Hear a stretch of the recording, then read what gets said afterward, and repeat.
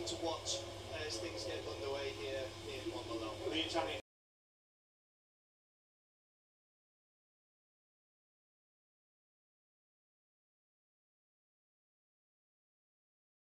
Absolutely, a very good chance, and judging by that in Estoril, he's one who gets off the mark very quickly as well. Yeah. So it's been very interesting to see what he's capable of showing us here in this opening race. We've got 14 laps to enjoy, of course. Mulai tuh.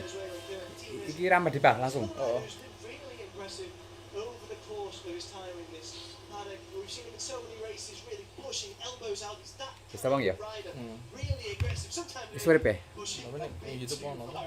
Hah? He can be very aggressive. Yes. Oke lur, assalamualaikum. Jumpa lagi dengan Mbah Mun, Mbah Mun TV ya lur ya. Hari ini ada race ya, Moto3 Junior ya. Adiknya kelasnya Veda Ega Pratama, ada Ramadipa. Ramadipa ada di P3 ya lur ya, Ramadipa. Ramadipa ada di P3 ya. Bujosa ono to. Yani Ramadipa Plangsis Kano Karpusin ya. Oke, sebentar lagi ya lur ya, kurang lebih 3 menitan lagi para pembalap akan warming up ya lur ya. Sebentar lagi Moto3 Junior ya, ada di Catalonia.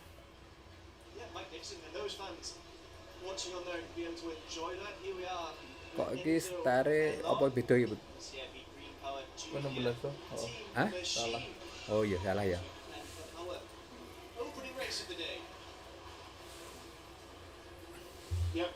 Ya startnya bentar lagi ya lur ya. Kurang lebih 3 menitan lagi. Ya Ramadipa ada di P10, Bujosa, P3 ya. Ramadipa ada di P3, ini balapan untuk pertama kalinya ya. Jadi Ramadipa itu ikut di Rockies Bull Cup dan Moto3 Junior ya lur ya. Ini ya Ramadipa ada di barisan depan ya, karena urutan ketiga. Oke, katisa siang pokoknya nganu kuwi sing ora sing motor Moto2 kok. ketoke melu nganu ngene Moto2 malah. Oh, ora. Heeh. Ya iso. Heeh. Melu ngono Moto2 karo Mario ki lho.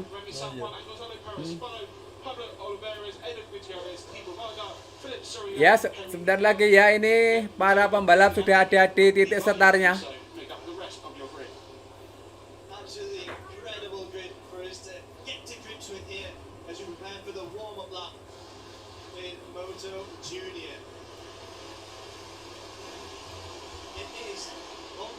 Ramadipa tetap pakai nomor 32. Ya, ini para pembalap sudah mengaspal ya. Ada ya warming up ya. Ada satu pembalap yang motornya mogok. Kasihan juga ya lur ya. Kalau udah jalan motornya mogok kan ya kasihan ya lur ya. Nomor pitu itu ini siapa? Poli ini. Fernandes. Oh Fernandes. Bernard Fernandes. Oh apa? Bernard Fernandes po? Oh benar ini nomornya nomor 19. Oh nomor itu po? Ya. Oh Bernard Fernandes putri. Oh. Iki sapa Bernard? Oke, Bernard Fernandes ki. Apa lagu? Sidik lah apa ya? Hah? Live YouTube. Oh, live YouTube ya. Oh, benar. Ya ada live YouTube ya lur ya. YouTube ya dulu ya apa beda? Moto beda. Oh ya. Oke. Ya sekarang ini para pembalap lagi warming up ya lur ya. Satu putaran nanti langsung ke titik startnya. Aduh ini Bernard Fernandes nomor 7 ini motornya malah nggak jalan. Itu Bernard Fernandez itu yang di Rockies Bull ya, pimpinan kelihatannya. Ya sekelas sama Ramadipa di Rockies Bull Cup ada juga ya. Ini malah motornya malah nggak bisa dihidupin. Apa langsung melu start ya ini ya, langsung nang start ya. Asa nganggo pemanasan. Ya sebentar lagi akan ke titik start ya lur ya. Bujosa 695732 ya sing titik awal-awalnya.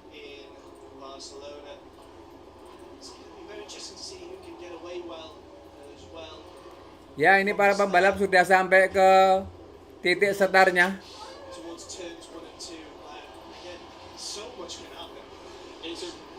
695732 terdepan ya. 695732 ya 57 ki ya Yani Bujosa Yani Ramadipa.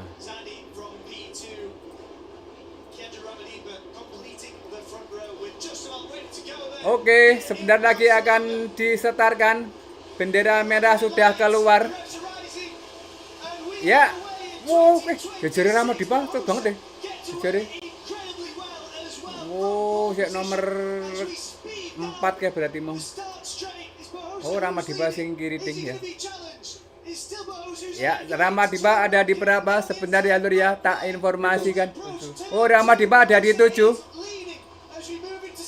Ramadipa ada di 7. Rencananya 14 lap ya lur ya.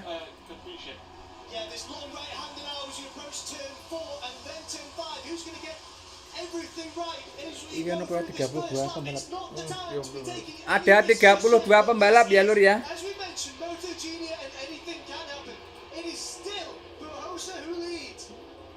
Still leading it, as you say, heading into turn 5, a tricky corner, downhill braking. We see that. Oh ini paling depan begini. Kok kiri 70. Oh, oh ini masih ya rombongan depan masih ya lur ya. Ramadipa ada di. Ya oke, bentar lagi.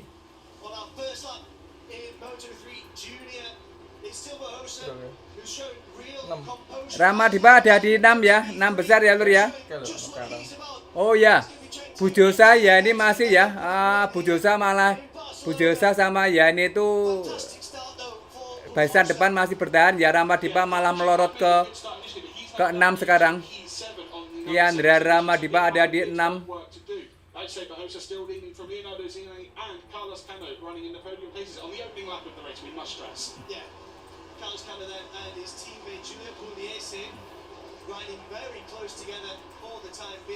Masih ada di 6 Ramadipa.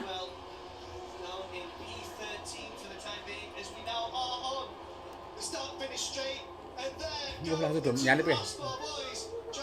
Hah? Ya kayak dihidupin. Nggak bisa Pak, lagi kerja. Itu pakai kipas jangan EUT itu loh. Kakak Avia udah pulang kok. Kakak Avia mana? Oh iya oke. Itu dihidupin kipasnya itu. Ya Ramadipa masih di 6 ya lur ya.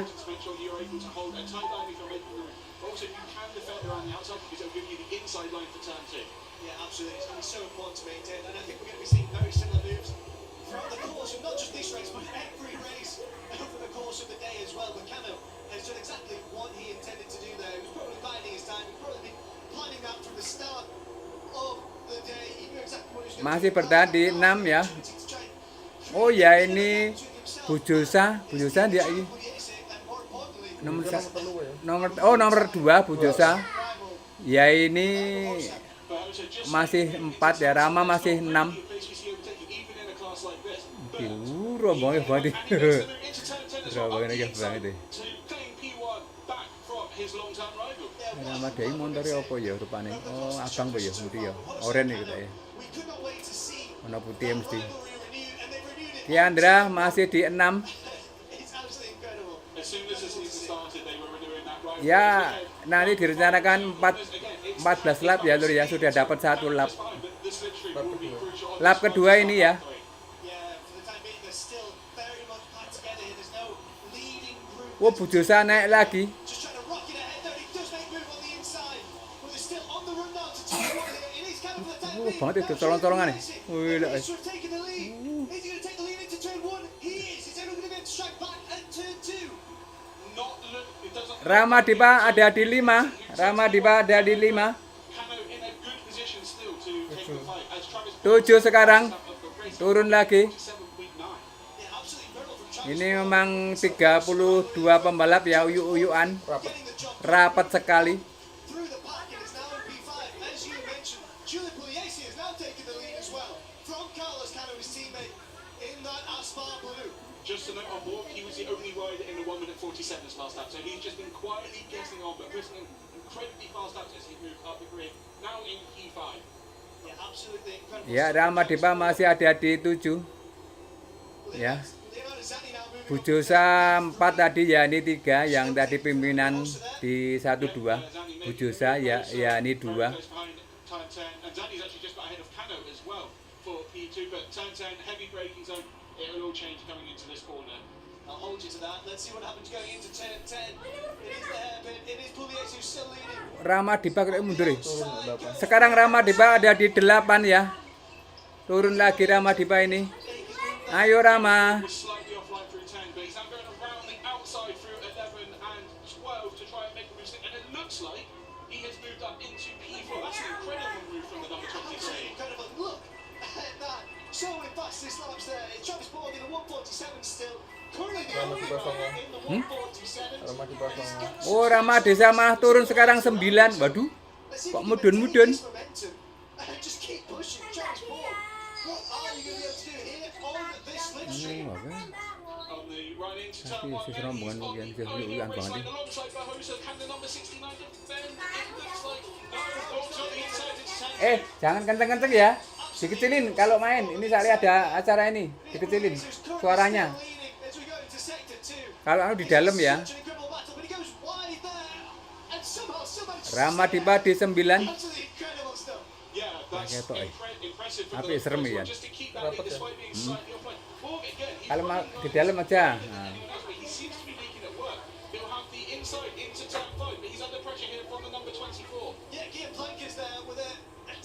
Itu loh Mbak, pasti loh gitu loh kipasnya tuh. Hah? Ya diambil. Tapi ada laptop hati-hati. Di bawah semua aja, di bawah semua. Nah, gitu. Ke sana. Ramadipa 7. Nya sayang. Angel. Musik angel. Yang duduk dia nak. Hati-hati. Ramadipa 7. Ya ini turunnya 8 ya ini.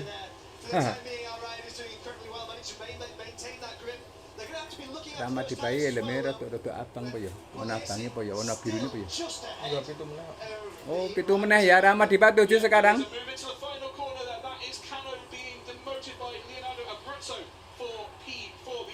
Ya, sudah. Ya sekarang ini tinggal 10 lap lagi, sudah dapat 4 lap ya lur ya. Mungkin 32 iki lho Bud. Ada. Ana ijine. MOTO3 Junior races, and there is Bujosa still in the lead. Cano was under pressure or pressuring Brunso once again through turns 1, 2, and 3. It looks like Cano has come out. Andrea Ramadipa masih ada di 7. Can he get alongside Pugliese? No, Pugliese is able to defend that position for now. Yeah, it's a sweeping right-hander there, and it is Pugliese who takes the lead from Bujosa. Absolutely incredible stuff from the Italian. Yeah, going to be able to keep it for long. It doesn't look likely. Bujosa hits straight back into turn 5. The place to make a move as well. Turn 5 is, as I said earlier, a very tricky corner. You can overtake that if you take the tight inside line. But forget about Masih bertahan di 7 Rama. He was on the attack when I mentioned the defense. There we are then. That right-hander approaching turn 9 now. Cano looking on. Just trying to says when to make his move. His team watching on as well. They've got two riders to be watching out for here. They don't want to get too close too early on. Hah? Is a Brutto as well. Who just Udah, another Bo? move on the inside. He's unable to really get the right line. Maksudnya apa? There's a move coming here at Oh, mau langsung buka kok. Oh. Udah. up into the podium positions ahead of a Brutto or P4. Udah bisa ditutup, oh ya. Oh ya, tak tupak enggak apa. Oh, kayak gitu. Oh. 10th as we watch on. Begini. Buhosa, Pugliese, and Ya, sekarang Rama masih bertahan di 7 ya. Itu 8 sekarang. Turun lagi Rama. Dalam, dalam.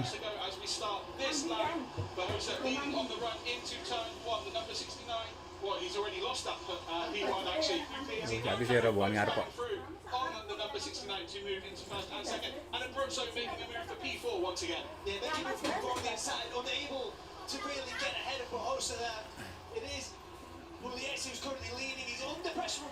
Ya, Rama berapa Rama sekarang? 9. We've seen Cano and Pugliese take very different lines through turns 3 and 4 for the last few laps, but Pugliese was able to hold on. This time, Cano was even tighter and was able to make the move stick. Yeah, let's see what happens at turn 5 here. And it is 9 Rama Dipa. Pugliese there to take P2.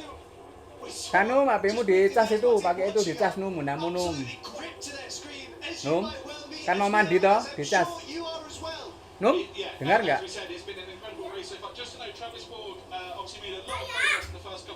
Now down in P7, still in the lead group. He's not far off the lead, less than a second away from Cano out in front, but not making the progress that we saw in the first couple of laps. Yeah, we also saw Zanni just overtaking Carpucci there, but just briefly on board, and it would have been difficult for him to maintain that speed when everyone else is also really trying to push as well. So maybe it was a bit of an error to push too. 8 sekarang Rama Dipa. Perhaps he's still in the mix, so it's not like it's going to be too detrimental. It's just maybe now 9 lap, tinggal 9 lap lagi. stay in the mix and then push again at the end when more riders will be pushing. Absolutely, as we return to the start-finish straight, who's going to be able to take this slipstream advantage here? It is currently Cano who leads as we head towards turn 1. Pugliese takes a different line. He goes wide. Is he going to be able to make something happen Bonus here? metal wangun Pugliese the only one taking a more normal Oh, iso mimpin deh. Iso mimpin. Iya, oh iya. Oh, iso mimpin deh. Juga neng menjobo ya. Rama 8.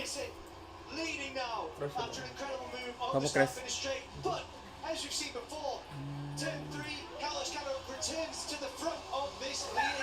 It's the same move he made a lap ago, a tighter line through the long corner, and Pugliese slightly wider, and that enables the number 73 to take E1. But I mean, there's still 8 laps to go. Makanya Benat tekan di serana ya Put ya. Oh, siapa Put? Wah, kayak ramai. Kamu Put? Rama Dipa. Hah? Rama oh. Oh, Rama. Aduh.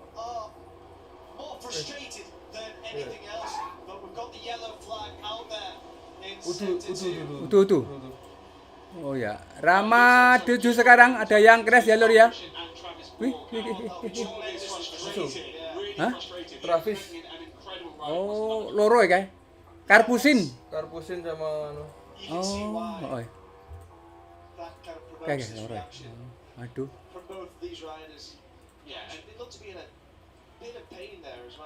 Yellow flag rambut ana ya? Belum dah kok. Oke. Oh, loro ya.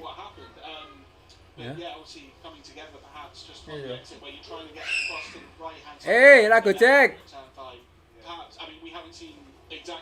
Ngeri ya. Ini gede ya. Ya, kian Rama Dipa masih ada di 7.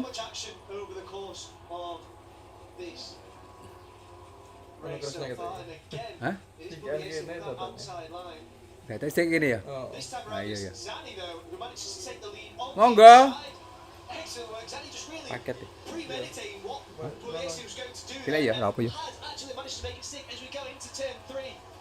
So he's done exactly what Pugliese was able to do so in previous laps. Yeah, Danny with an incredible move, just taking the inside line to defend position, but also giving him the inside for braking under turn 1. We're just coming right through turn 4 now. There are still yellow flags out there, turn 5 on our timing screen. We see the riders in the background there. walking away, so there'll be no overtaking there, and I believe yellow flags will be out here as well, so we shouldn't see any moves, but from this point, we should start seeing overtaking. Yeah. Just to move into sector 3, we're going to see racing regime, I think we can say. Yeah, just a slow motion shot under braking into turn 1, and then as Zani takes the lead through turn 2. But yeah, an incredible shot there of the move being made. Absolutely incredible work from camera operators. As we return to this lead group and turn 10, another overtaking hotspot. We're seeing an attempt on the outside there. Just not quite enough, and it is still Leonardo Zani who's leading, and he's got a bit more of a gap than we've become accustomed to seeing so far as we go into turn 13. It does look like he has pushed on a little bit. The group has sort of splintered now. We did have 8 or 9 riders within a second a couple of laps ago. It's now just, well, in fact, it's just 3 across the line. Ya, Rama di bawah tetap 8, berarti Sekes memburi ya. Rama di bawah ada di 8. Ya, yang tadi pimpinan itu Bojosa, ini di Bojosa Rano. Oh ya, ini mah sekarang 1 ya. Bojosa 4 ya, Rama 8 yang tadi titik start di depan.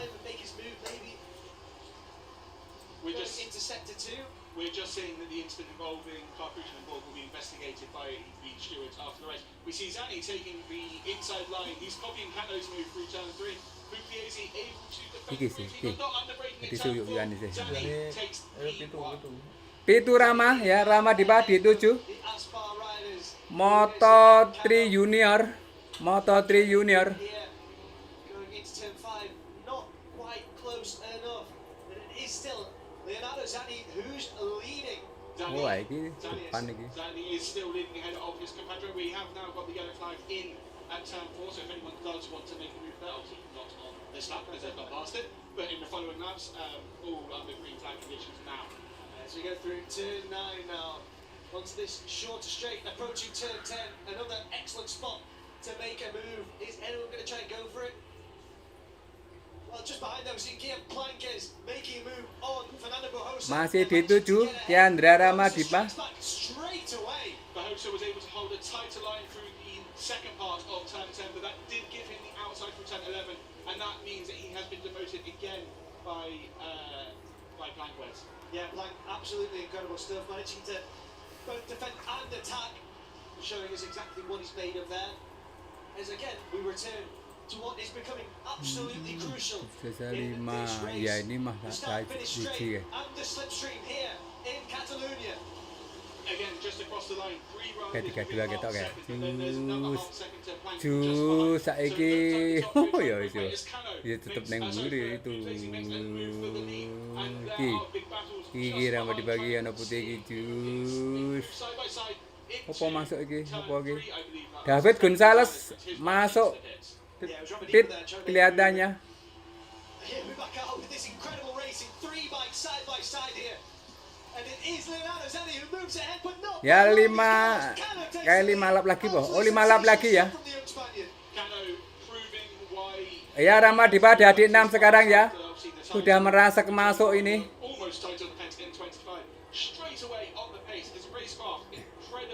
As he looks to go with Zani to pull a gap over Pugliese. They've got a little bit of one, but it won't be enough to keep the number 31 at bay for now. Yeah, just over 0.2 of a second between the top 2 and Pugliese there for the time being. But there's just nothing separating these riders. And there we are seeing the gap. It's about 4 tenths between the leading 3 and Guillaume Blanc. Blanc still is within a chance of victory, because if these guys battle each other, which they're going to, he can close that gap if he's able to keep Bohosa behind. If they can follow him, this lead group of 3 will become 5, 6, 7 riders very quickly. Masih di 6. Rama di bawah. We can see that gap is becoming bigger, it's becoming smaller, it's varying a lot, it's oscillating, and the battle between the leading 3 is going to be playing right into the hands of this second group of pints, Bohosa and Ramadipa. Yep, just coming on to the final straight then as we cross the line for 4 laps to go. And it is 2 tenths separating the top 3 across the line, with Plank 3 tenths behind. Oh rombongan kedua. Oh kayak ngarep kayak setelah Oh Rama dari 6 kayak neng ngarep di rombongan depan ya. Di bawah 5. Hah? Ya Rama di bawah 5 sekarang. We wait to see Ramadipa 5. Ramadipa there has overtaken Motojunior Ngarepe kuning gitu. as well to Oh, putih-putih iki ya. Iya. Oh. And yeah, it is Pugliese now who is leading from Zani and Cano. Everything can change in such a short amount of time in this class. Ya saiki jos ke Rama mesti iki. Ayan tinggal 4 lap lagi. Here we see Pike as well trying to make a move on the inside of Cano. He's not able to make it stick as we approach turn 5. But these riders, that gap has disappeared between the leaders. Ono kes po. That gap has disappeared. It looks like Pugliese Buri. doesn't make the move. There's Pike going up for P3 on Cano at turn 5. Oh, that's a big high side. Oh, ramai but. Kudu Yeah, hijau. closer there. Betul. Oh, buri. From pole position, and now with 4 laps to go, his race has come to Bujosa, an end with that high Bujosa, side. Bojo samburine Rama berarti. Bujosa keras. It's Oh, good to see him walking away Oh, after that. Bojo mau sing pimpinan yo. Moment he had on Jose pimpinan mau ke. a huge high side to the Spanish rider. A huge high side is walking away. His Aduh. pride is going to be hit there because Iki Rama did iki. so Iso well iki over iki the Rama. course of this race. He taken pole position, and now that is Ramadipa who moves through on Cano. Ramadipa masih di 5. Absolutely phenomenal stuff from Ramadipa there. Yeah, Ramadipa putting in another sensational performance, as he did last year when he was in Wah, the iki yo European yo ngejar podium iki. replay of Bujosa's crash, I believe, and he just puts, starts to lose the rear and Agak mandi, Tuan. top of his machine, but good to Oh, see iya. that he was able to walk away from that. Iki paketmu iki. We'll see whether Wis. he's able to Oh, get the bike ready for race to ini. Ukurannya kok iso ngerti. Kan berat badan tuh. the leading path to the start finish straight, and 2 different lines adopted by Zani and Pugliese. Pike as well now in P3. Kok Rano tulisannya yellow flag nih punya. Going into turns 1 and 2. Is Zani going to try anything on these opening corners? Rama di 4 besar sekarang, Kiandra Ramadipa di 4 besar. He was taking a slightly wider entry into turn 3. Tepuk, tepuk. Kayak ketahuan mah. Heading into turn 4. It doesn't look like he's going to make the move before the braking zone, but if he can get alongside, he's going to dive for the move. Oh, iki Rama 4 besar. Woi, ada salib ya. Woi, rame iki. Ono 5 kae. Absolutely incredible stuff to take the lead, to seize it, rather, and Pike's looking to do the same, and he moves into P2. Rama masih helm hijau tuh. Oh, helm ijo. Suka mburi ono putih iki lho. Ha iki. Iki. Ya awake putih iki lho. Nah, It's a lead group of 5. Ramadipa and Cano are still in contention. bisa di 4 kae. It looks like Zani has pulled out a bit of a gap over Plank, his teammate. Can he hold that Ask on after. the run into turn 10? Yeah, absolutely incredible stuff. As we run down to turn 10, it's going to be so interesting to see what happens at the hairpin. But currently, it is a moment. Wuh, iki iso ngarepe. Here in the opening race, Moto3 Junior World Championship. It's been taken Tutup swiftly papat. by Oh, Pugliese. telu Ramadipa 3. Position. A great move from Ramadipa as he takes P3, but can he hold that? He's got Bisa boleh apa eh? It's an important run through the final 2 corners. It looks like he will definitely be close enough to get the slipstream on the run to the straight. And 3 toh. Zani Oke. Ramadipa also loro. has a bit of a Loro apa? mindset 3. Cerita. to be able to defend if he has a good exit Apa? on turn 14. Oh, ono to, dhisik San. Ono to. It's easier said than Musuh juara done as we iki. approach the start finish straight. 2 lap lagi. The message for Cano, just 0.7 seconds of a gap. He's still very much in this. It's Carlos Cano. He has been relegated to Iki, P5 for the time Gimana being. gini? He's still Iya kan. Oh, alurur. Ramadipa 2. still leading in P1. And there goes Carlos Cano into P4 ahead of Plank. 2 laps to go and there are Ngepusin 5 yang riders that cross the line 5 lap terakhir ya. Nah. I think we're in for another very close finish. Musuh mimpin in iki. Catalonia. And there goes Pugliese. Wah, goyak. Wah, Ramadipa. Wih. Zani now running in P3 ahead of Carlos Cano. Absolutely incredible racing from Kiandra Ramadipa 2 sekarang ini. Ramadipa 2. just taking that with a little bit of calm. Ramadipa looking back there just to see where everyone Oh, else is. salib, salib. And maybe he shouldn't have because Gua Leonardo dijebak lagi. Zani has Oh, moved dah. on the inside and into P2. Turn 7 is a move we've seen a couple of riders make, but it's not, as we said earlier, not the most usual overtaking opportunity. But Mau cukup nih, Bang? full advantage there, being that close to Ramadipa to move into P2. And now he'll have the run on Pugliese into turn 10.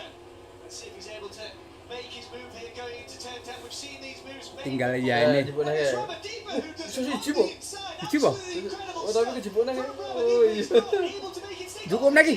That's moved to Si. Cici Ramadipa 1. through sector 4, who's still leading. What a move there from Kiandra Ramadipa, who leads from Udah last lap ya? Pugliese and Oi. A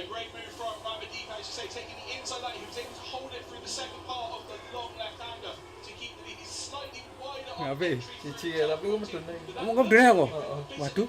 Ah, itu lu ah. Hah? Kayak itu lu? Ada nih kene wis telu. Waduh. Ini burung laslap ya? Oh, auto. Oke. Ini podium ya sampai.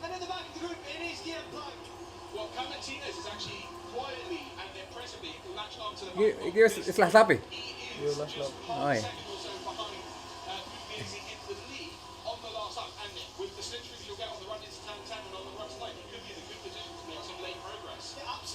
Papat ya? Iya, papat ya. Hah? Papat ya. Aduh. 5 ya. Banyak tak? Oh, telu. Wah, tapi ini melorot 5. Oh toh, wis 5 toh. Waduh. Sempat mimpin ya, Mo ya.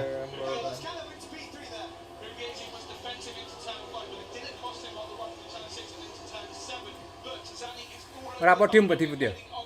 Ya nek misale 5 ora podium. Ayo maksudnya iki iso ngoyak ra nang ngadamu infone. Urung. Ha iki meh iki.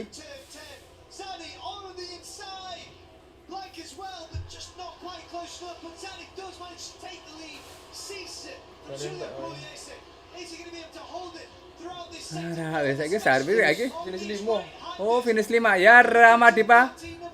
Bertahan di 5 besar ya tadi sempat mimpin ya. Tapi mungkin kehabisan ban.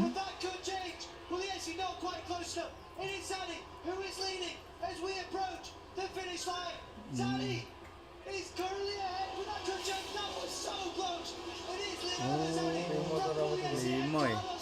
Ya alhamdulillah Ramadipa masuk di 5 besar.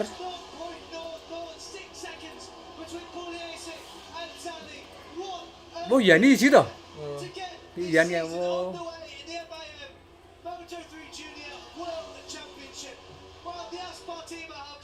But the Mbah team will be even more so. Liana Zani with the win and in such impeccable style. An incredible race from Zani. Dropped a little bit back at the start over the first few laps, but made sure he was always in the group to make sure that when the opportunity came, he was able to take the lead and then was able to defend throughout the final half of the final lap to keep P1 despite the slipstream from the 18 on the run into the line. An incredible race from the number 57. Leonardo Yani. Oh.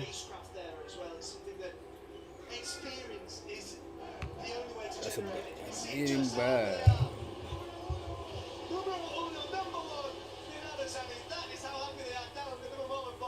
And you can see why. What a phenomenal way to begin this campaign in Moto3 Junior. Leonardo Zani with the win.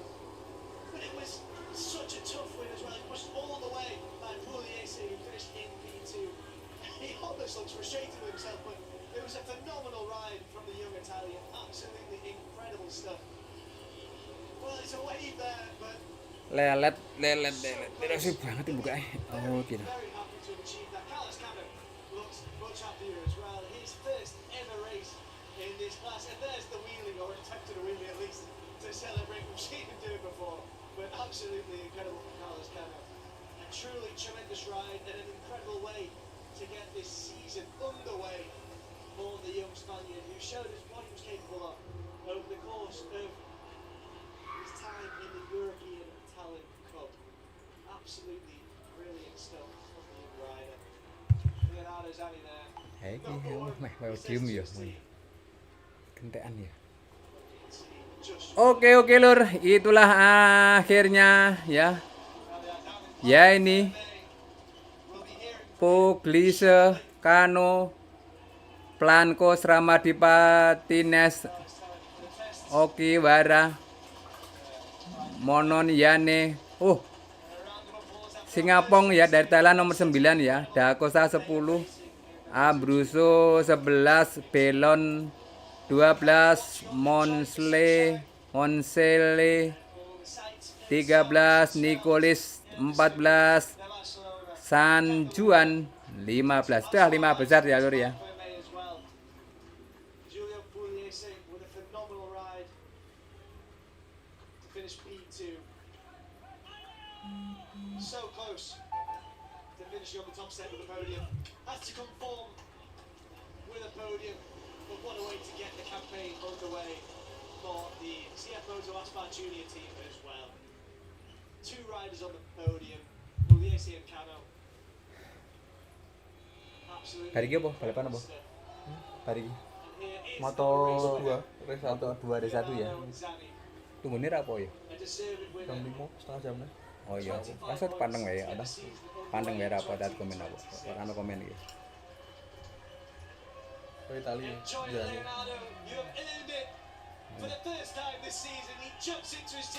Iki mergone disuarkan iki. Heeh. Oh iya. Mau nasi siaran tapi sebelum race oke ya nanti ya. Si apa Iwan kan.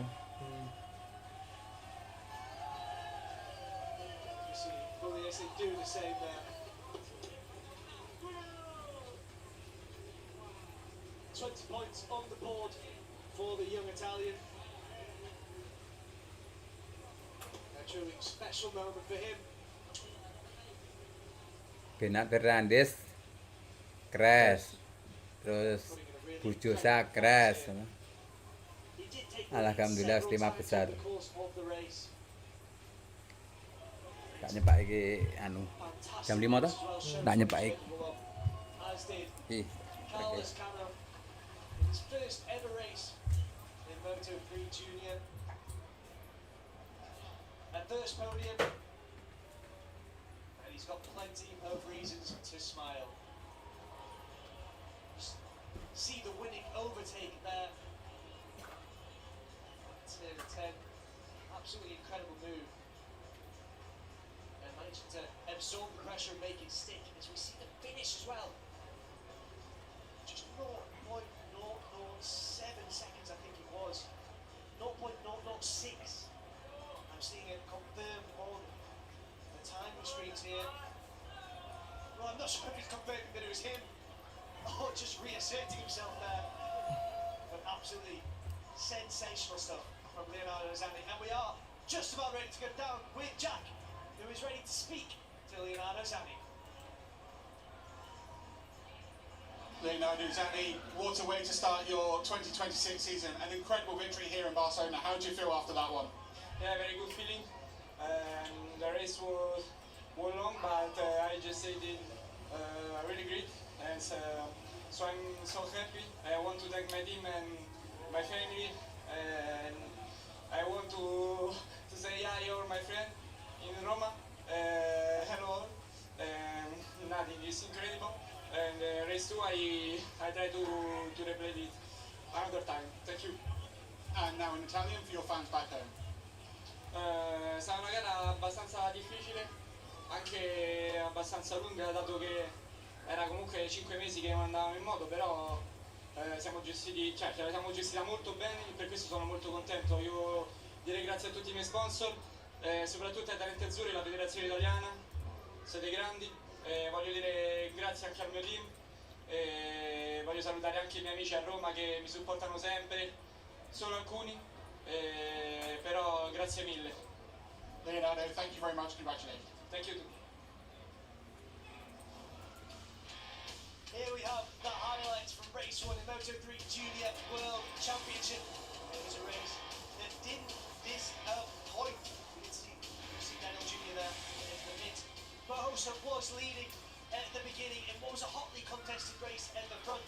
And the start finish straight proved absolutely vital time and time again. We saw Julian Pugliese there taking the lead. He was able to maintain it for some time, but the pressure was always on. Mohosa returned to the top. He had started from pole position and he was determined to finish in P1 as well. We saw action throughout the pack, especially at the front though, and it was quite an incredible encounter from start to finish. I was kind of battling it out with the likes of Guillaume Plank. We did see an instant win. Sport and Carbucci, both riders getting up, but both tremendously frustrated to have seen their opening race of this season come to an end. That start finish straight again showed just how important it was. Zanni taking the lead there, but also trying to find his way back to the front.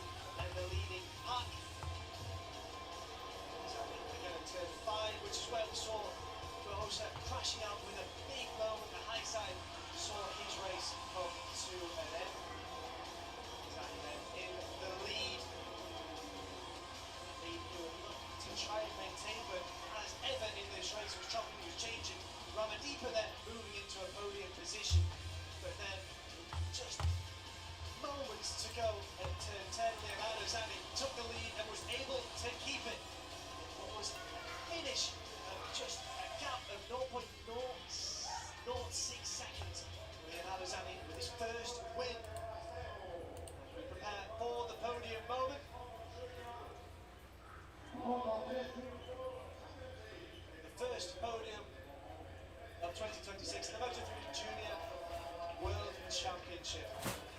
Iya nanti. Apa lagi? Aku.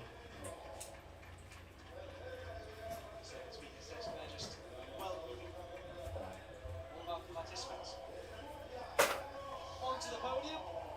There is Carlos Cano with his P3. He's first in this class. Julio Pugliese with his P2. Also in that Moto2 Junior Team Blue.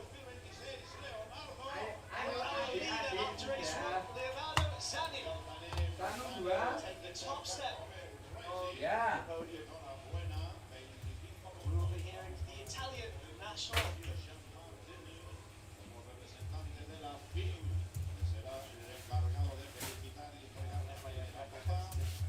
Mr. Jean-Marc Benu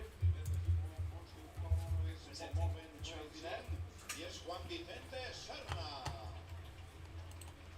Ahora tenemos Manel Coño como director de preparación seguido al circuito de Barcelona, Cataluña.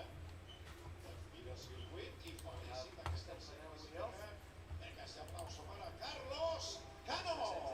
Trophy to Carlos Cano for his P3 finish. Ganó Monsieur Jean-Martini, And once again, representante de la Mr. Jean-Marc Benu de motociclismo de la FIM. La presenting the trophy for P2. Julio Pugliese. Julio Y ahí Pugliese. está Iván. And finally, for the first time in 2026, Iván Ortolá, bienvenido. Iván Ortolá will be presenting the trophy to Leonardo Zani. What a moment there, Ortolá, Moto2 rider. And now we will be hearing the Italian national.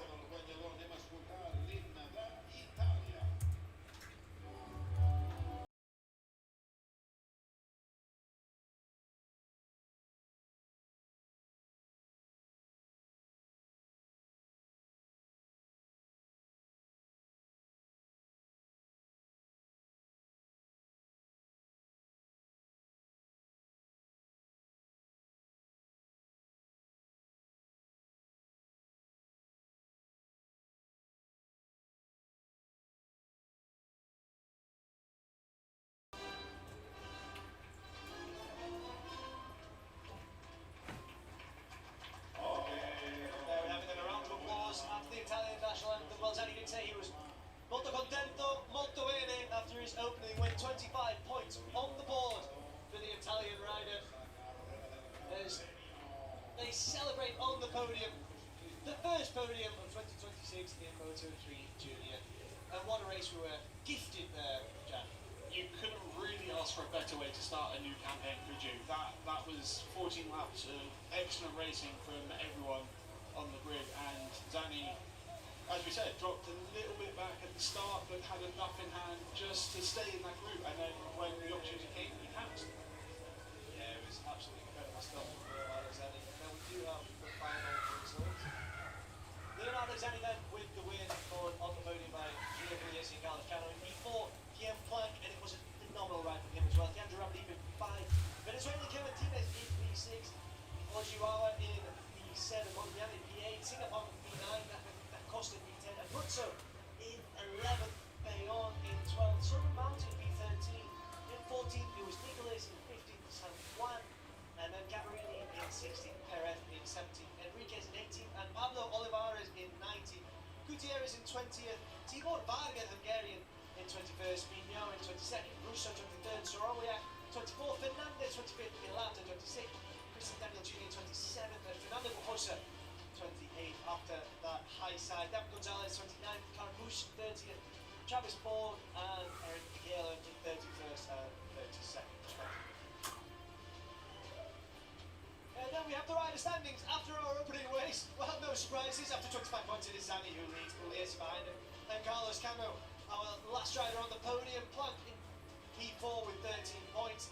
It was such a phenomenal race. This is just a representation of those results after our opener. Singapore in P9, Southern Mountain in P13 in the standings after getting points on the board. Represent in P15 at Larry Sport Machine. Good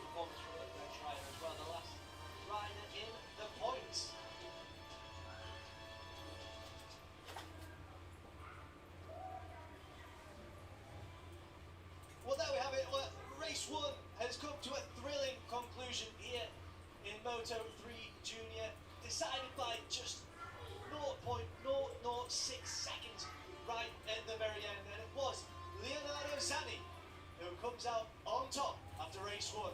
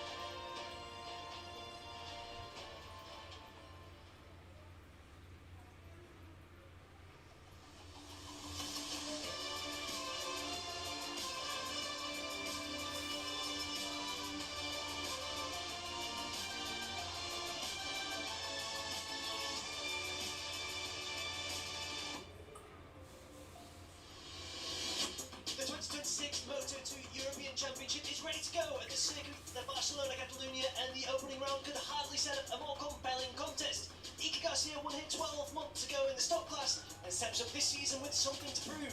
Milan Pavelec arrives as defending champion and knows this track suits him.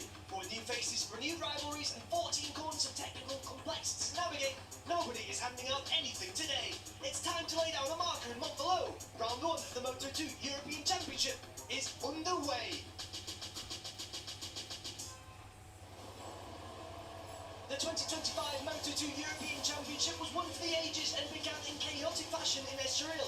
Not one but two leaders crashing out in the opening race, with Radre ultimately the beneficiary, taking his first win of the season. Alberto Ferrandis made his ambitions plain by claiming race 2, and those two names would define the campaign. Radre doubled up in Jerez, Ferrandis hit back at Magny-Cours and Aragon, and then in Spain. Milan Pavelec announced himself with his first ever Moto2 European Championship win, a result that would prove pivotal. Soro was consistently dangerous, winning in Misano, and in the penultimate round here in Catalonia, Radre and Pavelec took a win apiece, taking the title to the wire.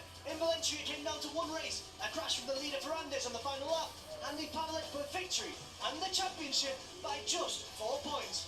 Drama, heartbreak and history. It all starts again right here. Rasanya ya apa ya ora Indonesia ya. Penting sik ono oke.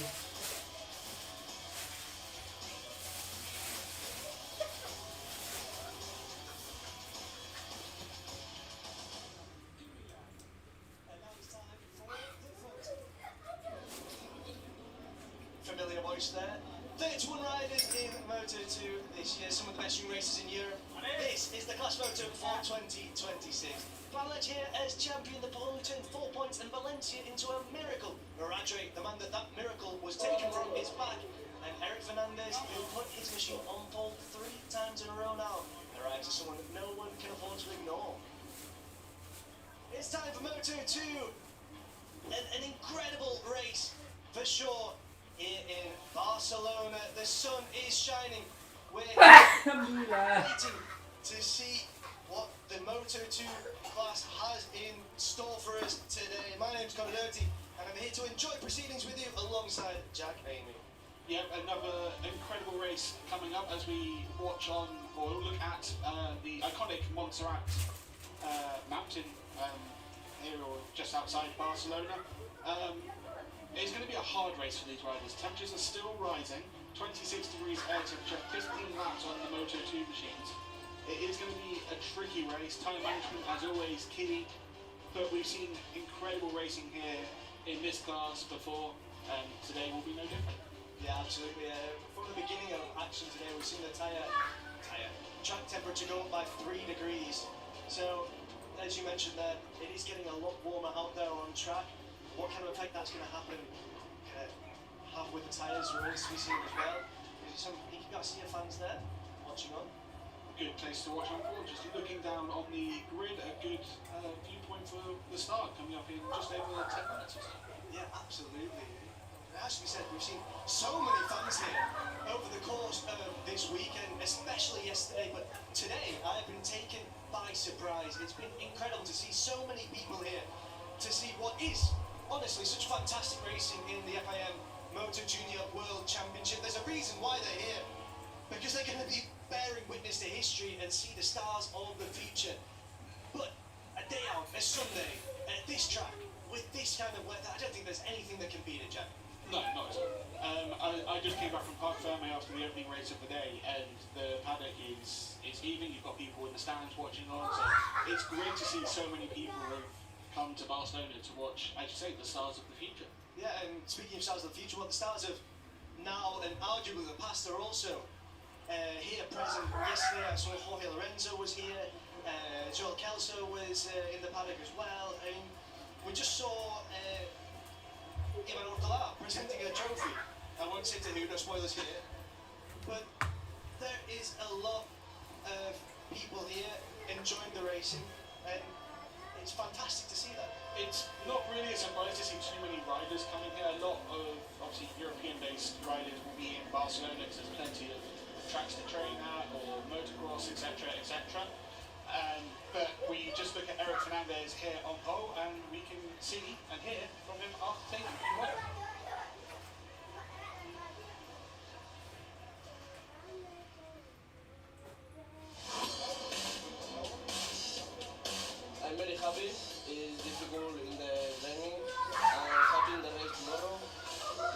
champion on the team, and the facete, and la cosa, Hector, and the people.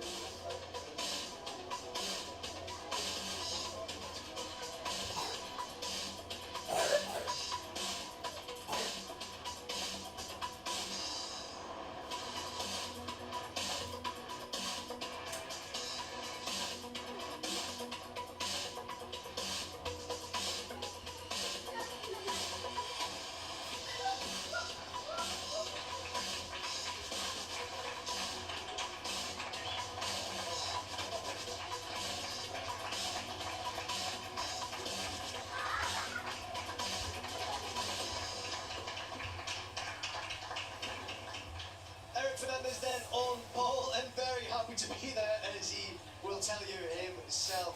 An absolutely phenomenal qualifying session from the young Spaniard. He's going to be beginning this Moto2 campaign from the best position possible, isn't he, Jack? He is, and it continues to run for him in qualifying. He was P1 in Misano last year, although he did have a 6-place grid penalty, so he didn't start there. But then he ended last season starting from P1 in the last few races, and he's continued that on in Barcelona on home soil. So he'll be hoping he can convert that into a win, and he's won here before as well. Yeah, absolutely. Eric Labala, Eric the Bullet. Is he going to get away well from pole position this time around? I will just let you know something. Yesterday when I was having lunch, I saw Eric Fernandez trying to sit next to him. He was having none of it because he was actually practicing the corners by himself with his team. It was quite incredible to see. He asked me to just let me do this, just let me do this. So, sheer determination from start to finish of this weekend from Eric Fernandez.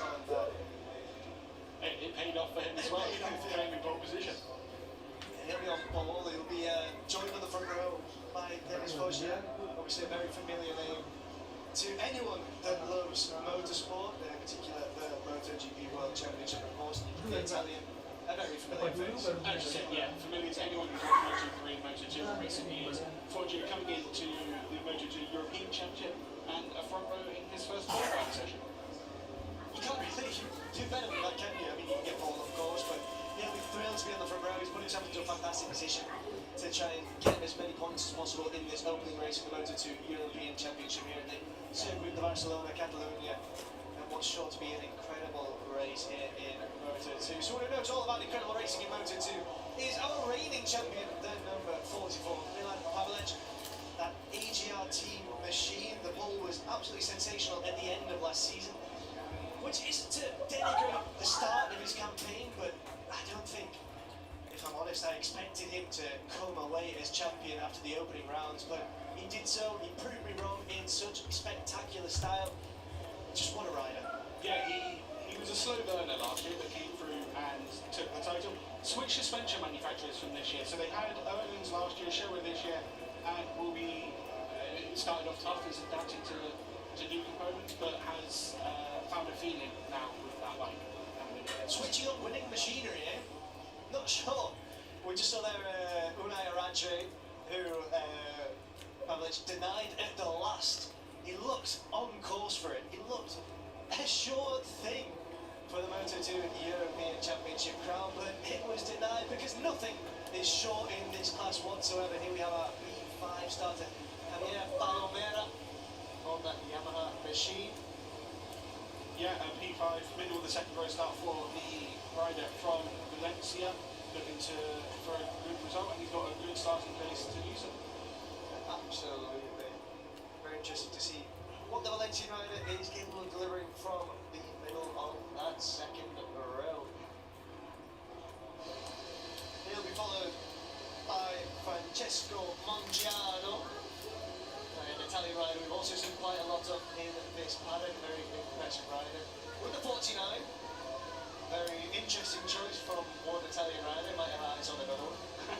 Yeah, Mongiano comes into the season, he said to me, around 80%. He had a couple of injuries in pre-season testing with ligaments in his knee and dislocated shoulder. He thinks he's at 80%, but with these hot conditions, 15 laps, a physical track, it might be tough for the number 49. Especially over those 15 laps, yeah, but even at 80%, if you're capable of putting it onto the second row, it's an absolutely incredible job. Jacob Rolston, another very familiar face. Great to see him back on a bike At this level as well, Moto2 European Championships, it'll be very interesting to see what he's capable of doing. He's heading up that third row. He is heading up the third row, a good starting spot in his debut qualifying campaign. Obviously, we know he's quick.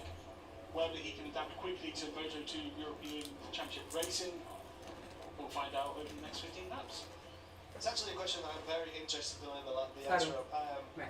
From what we've seen of him over the last few years, World Championship level, you have to say he's going to need to hit the ground running, but if he does that, then he's going to be able to really show what he's Yo capable of. sebelah Really show the kidul kae. talent. It's been Kidul evident for kok so long. ngadeg kae. It's just really fascinating Ono to see. bolongan to He does dhewe deliver. ngono kuwi. Alexander Morosi Wetan kae himself jepit-jepit ngono kae. Ki macet terus iki nek dipijit. That Eagle One team. Ngopo Rama dibamo? Yeah, you've seen Rossi on the Sanum? front row before last season. Sanum. Aragon, but PA, a solid Arem-arem. effort from the Italian. Apa? Should be Arem-arem. in the mix for potentially a top 5. Obviously, depends on what happens around him. Yeah, now we have Harrison Voigt with Carlosa Racing. Carlosa Racing don't put their strength behind a rider unless they see something very, very impressive in that rider. It'll be starting Dia tuh. from the 9, just under that row.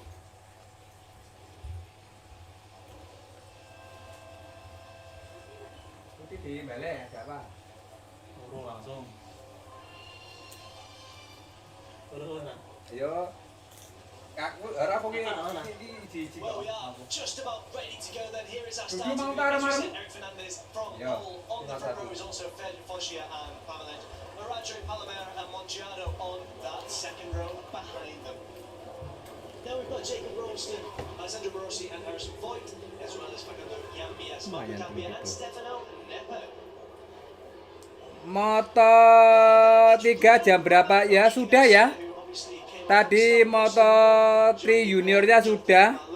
Rama Dipa ada di urutan 5 ya. Urutan 5. Start dari P3. Terus melorot. Terus hampir ya, pas last lap itu sempat memimpin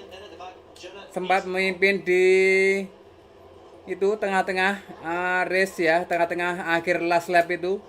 Terus akhirnya jadi melorot ke 5 besar ya lur ya.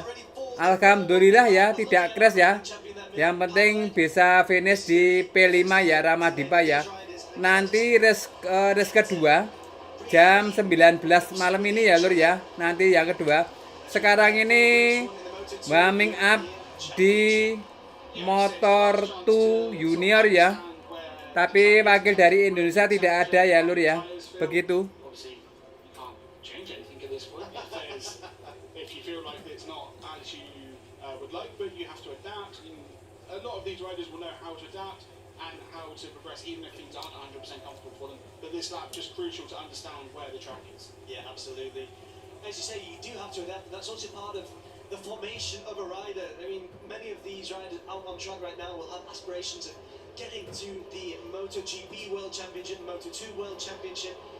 They're aiming high, and adaptability and the ability to react is one of the key facets of any top rider. As you can see, there's 35. Sano manduke dibalekke itu nggone ndi nggone. This transmission that has actually changed by about 7 degrees. So that track is heating up, and it is heating up fast under this Mediterranean sun, Jack. And it's going to just keep getting warmer and warmer. The air temperature Tambah also continuing 10. to rise with, I Pas would kene imagine, lumayan, 28, 29 degrees Berarti air nek jam temperature tayangi max dong today. ning room lebu ya esuk ya. This is a place that also Ada. tends to trap Oh, heat di a dalam little bit. Ha iya, Which can happen iki apa iki? Oh sing upload loro isan ya. We'll be making a lot of our Oh, viewers jealous iya by dihitung. Ya wis rasa upload just how tadi. warm it's gonna Hah? be.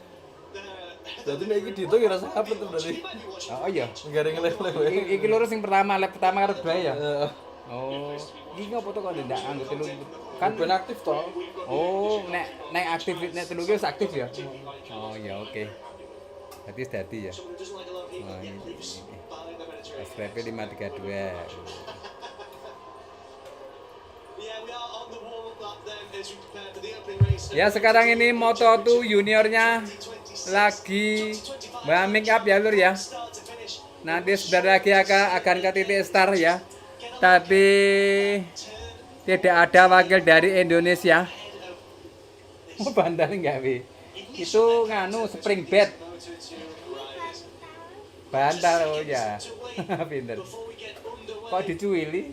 Eric Buildup, Kaya roti. Fernandez taking pole position there. Ya, sekarang ini bendera merah masih dibentangkan. Sebentar lagi akan meminggir bendera merahnya. The green flag waves at the back. We'll see the lights come on in just a moment. There they are. Oke, sudah disetarkan ya Motor2 juniornya. This gets a great start from pole position, but this is such Lebih an banter ya. important point of the race. Who gets away well from the starting grid and immediately on the Undang keras. inside? Dennis Apa? Fauci is showing us Mana just saya what he's keras, capable of doing, but he's cut back again. Oh, neng ono sama. Fernandez leads. Hah? Neng ini tuh ini dah, kasih kok di. Absolutely Itu udah incredible stuff. YF iki lho. Oh, iya via apa artinya? Yellow flag. Oh, ngono. Kata setengah pirang detik ya kene ya. Rong detikan ya. Foggia was able to use the slipstream and take the inside line under braking at someone, but he ran slightly wide, and that allowed Fernandez to take P1. It looks like a bit of dust just kicked up in the background of the shot there, so we'll wait to see if anyone has gone down. 32 pembalap ya, 5 besar ya, sampai banget ya. Moto3 juniornya Ramadipa ada di P5 finishnya, start dari P3. Looking to use the experience and push on there. But what a start there from Eric Fernandez. You can't underestimate just how important that start was going to be as we approach turn number 10. We've seen so many moves here made over the course of so many years of enjoying motorsport here in Barcelona. Just a bit wide there from Foggia, it looked like. Lagi? But we do have someone who's gone down there. It's Siapa Marco gitu? Tapia. Tapia. That'll be frustrating as well as Tapia. Romero. Hah? Tapia ki apa nomor? Loro kong loro. Romero Tapia yang sudah crash ya. Frustrated with that. Motor2-nya sudah ada crash 2 ya lur ya. What is important as well. Ada 2 yang jatuh. Di mana jatuhnya?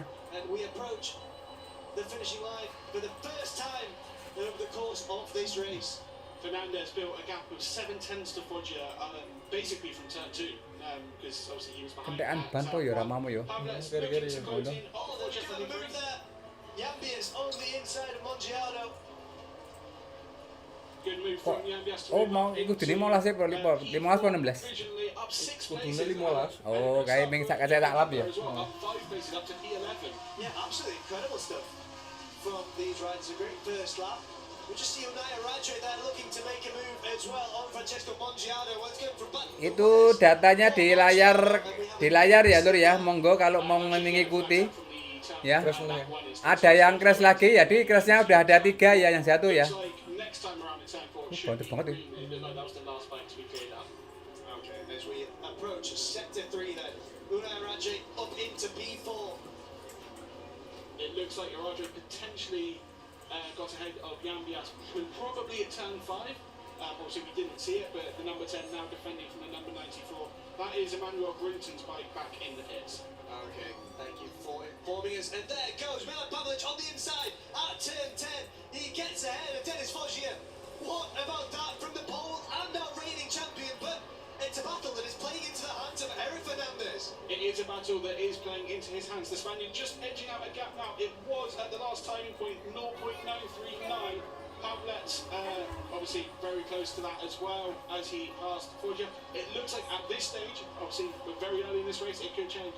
Fernandez might have this. Paling gue rapungnya jam setengah 6 di Panjer wae po. Paling ya apa ya? Yeah, Radre did so well to get onto the back of that park, and it looks like he's going to be making it even worse for the riders ahead of him. But Radre just look at the size of a move there, not quite able to make it. Oh, What sidik I'm menjaring concerned ya. about is those fastest laps by Eric Fernandez and of course by Radre as well. But two riders really pushing here early on in this race. They were the only two riders in the 1 minute. Ya, sudah dapat 3 lap ya, 13 lap lagi Motor2-nya. To clear the riders ahead of him before he can use that pace to close down Fernandez. Yeah, Mongiano just overtaking Yambias as well there. He moves into P5, relegating Yambias to P6. And there goes Orache on the inside of Dennis Foggia. Is he able to make it stick? Well, it looks like he is. What a move at turn 5 there. Turn 5, we've mentioned it so many times, we'll continue to mention it. A very tricky corner, off camber, downhill, elevation changes, very difficult to get right, but you can make a move there, and that's exactly what Radre did. Yeah, Radre, a real veteran of the Moto2 European Championship, and he's shown his experience, his maturity there. He's done so well after maybe not the best qualifying performance of his lifetime, so absolutely fantastic stuff from Radre to get himself into a podium position. We just saw, heading through turn 9, Palomera and Yambias side by side, and that is a very difficult move to pull off, but Palomera comes out in P6 ahead of the Uruguayan. There were two right-handers now, sweeping right-handers as we go down towards the start-finish straight. We're going to be heading into turn number 14 now. Is anyone able to make a move before we go onto the straight? Oh, there's one. I wonder if Yambias has got a problem. Who gets ahead? I wonder if Yambias has a slight problem because he's dropped a lot of bases on this lap and he keeps sticking his leg out as if there's something wrong with the bike. So we'll keep an eye on that. Yeah. Obviously, the pace he showed over the first couple of laps, we wouldn't expect him to drop off this quickly. No, absolutely not. We did see Iker Garcia dropping down the timeline as well. Timing. So Fernandez still leads from Palomera. The gap now under a second. So the Polish rider was quicker on that lap to move down under a second. But just saw on timers we had a crash at the final corner for Iker Garcia. Yeah. He's well, timing says he is okay. So That's the important thing. Yeah, be very frustrated though. His debut moment comes to a swift conclusion here in the Moto2 European Championship. He will have another opportunity, of course. We have race 2 coming up, but for the time being, let's focus on race 1 and what is a spectacular performance. An absolute symphony Arem-aremnya of sound from kamu habis jual belum Fernandez. arem-aremnya? Incredible stuff to be Apa itu? got away so Gimana, well, Mak? briefly Pakai apa? lost the lead in those opening moments, but took it right back and has been leading ever Apa? since. yeah, the opening corner is the only time he hasn't led this race, but it's worth keeping an eye out. Oh, there's someone down. Dulu nunggu dia baru kembali ya. Kalau nanti Ruki mau tahu apa nggak tahu ya Pak Mun. But we'll have that confirmed as soon as we can. Hah? Pulangnya jam 5:30. Fernandez from the lead of the race goes down the turn. He has rejoined, but that is his victory hopes over. Just as we were saying, he perhaps had it a little bit under control. It's one of the most difficult things about where we can position a camera as well. We just missed that. The race leader crashing out there took us completely by surprise. I was wondering, is that a Radre? Who is that? It's just so unfortunate for Eric Fernandez, and a real example of the commentator's curse there.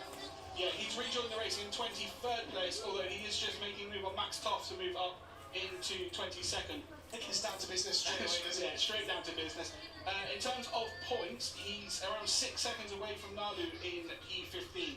So, providing there's not too much damage to the bikes, providing he can keep his pace, we'll just see the crash Nomor here. di sini crash. He loses the Fernandez. into turn Itu. 10. Nomor hiji yo. Oh, tiba. Tiba dewe. Ah, tiba dewe. Waduh. Wis ngijut ya moga. Into sector 4 there, he'll be tremendously frustrated. Itu balik But he's iso. back on his bike, he's back in pursuit of points. Oh, ada. He is, yeah, and as I say, he's around 6 seconds away from Boleh P15 bang. at the moment, but given his pace that we've seen last season so far this weekend, there is a chance that he can score points. What this does do is we now have a two-rider fight for victory. Pavlets and Radre, with just a couple of attempts between them heading into turn 10. Well, it's too early to sing for victory. We can see Foggia approaching as well. Anything can happen. We've seen that in the fact that we just lost a race leader. And I think we have to point out just how important consistency is as well at this level. I mean, it's not the first time over the course of the last few years we've seen Eric Fernandez crashing out and crashing out of the lead as well. So it's a frustrating error for him, just losing the front there on the previous lap and just gifting Pavlets the lead there. Yeah, Fernandez will be very frustrated with that. He's up to 20th already, so he's obviously keen to get as high up as he can, maybe score some points, just wait and see where he crosses the line. As we see Mongiardo go up the inside of Foggia, that is for P3 in a provisional spot on the podium, under braking at turn 1, and Fernandez, as he crossed line, didn't make any more moves, so he's still in P20. Yeah, really just showing us there how significant a crash like that can be. Everything is now coming and going as Aradre takes the lead on the inside of turn 4 there from Pavlic. It's another rivalry renewed between these two. It is Aradre who takes the lead. It's not close enough for Pavlic to make a move at turn number 5. No, and interestingly, it looks like Aradre has straight away pulled out a few bike lamps in hand over the number 44, so he'll be hoping that he can run that pace and put out a gap over the reigning champion. Well, it remains to be seen. Pavlic needs to make sure he gets on that back wheel as soon as possible. Mongiardo is currently in P3 as we head down the back straight towards turn 10, which is where, of course, we saw Fernandez going down earlier. It does look like Pavlic is able to keep his momentum as close as he can be for the time being. Not close enough to make a move there as we go into sector 4. No, he gained around a 10th on that run into turn 10, but he was 3 tenths behind, so he wasn't ever close enough to make the move. Of course, if he can stay close to him through this final sector, through turns 13 and 14, maybe there's a chance to make a move under braking at turn 1. But it looks like Aradre has pulled out enough of a gap to probably defend that at this point. Yeah, it remains to be seen as we go onto the straight. These Moto2 machines are going to be reaching speeds of almost 300 kilometers an hour down this straight. They're going to have to brake it so hard, and it looks like that's exactly what's going to be happening. Pavlic's just not close enough, but he hasn't let Aradre get away either. There's still just a bit of a gap between lots of these riders now. We are seeing that one move. We're just seeing on screen as well, Fernandez running in P20 after his crash. No more progress for him. He's around a second and a half behind Juan Pablo Rodestegui in P19. Yeah, it's a big gap, even for a rider of the caliber of Eric Fernandez. But now back at the front with 9 laps to go, Aradre is still leading from Pavlic. Mongiardo is getting a bit closer though, isn't he? It looks like on time, yeah, he's just over a second behind, so perhaps only these two to start battling before he's truly in the mix, especially with obviously not feeling 100%. But Aradre's just edged out another couple of tenths over the first half of the stat. It's almost 4 tenths to gap now for the number 10. And I do wonder if Pavlic needs to be worried as well about Mongiardo, because that gap is currently about just under a second, but it does look like it had been coming down last lap. There was about half a second between the two, with Mongiardo the faster rider. So it's going to be very interesting to see how that develops, although it does look like that gap now is over a second, so it's just, maybe Pavlic is just better in the latter stages here. Perhaps, yeah, perhaps he's keeping more of a management of his tyres in his mind for the latter stage of this race. It is 15 laps.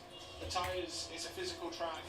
The heat, you know, it's very tricky, and it's a very grippy surface as well. So you are pushing quite a lot. So perhaps Pavlic's going for a more management-first approach, but staying in contention. That's the key thing. He's only a couple of tenths behind Aradre, not close enough to make the move as we head into the second half of this race.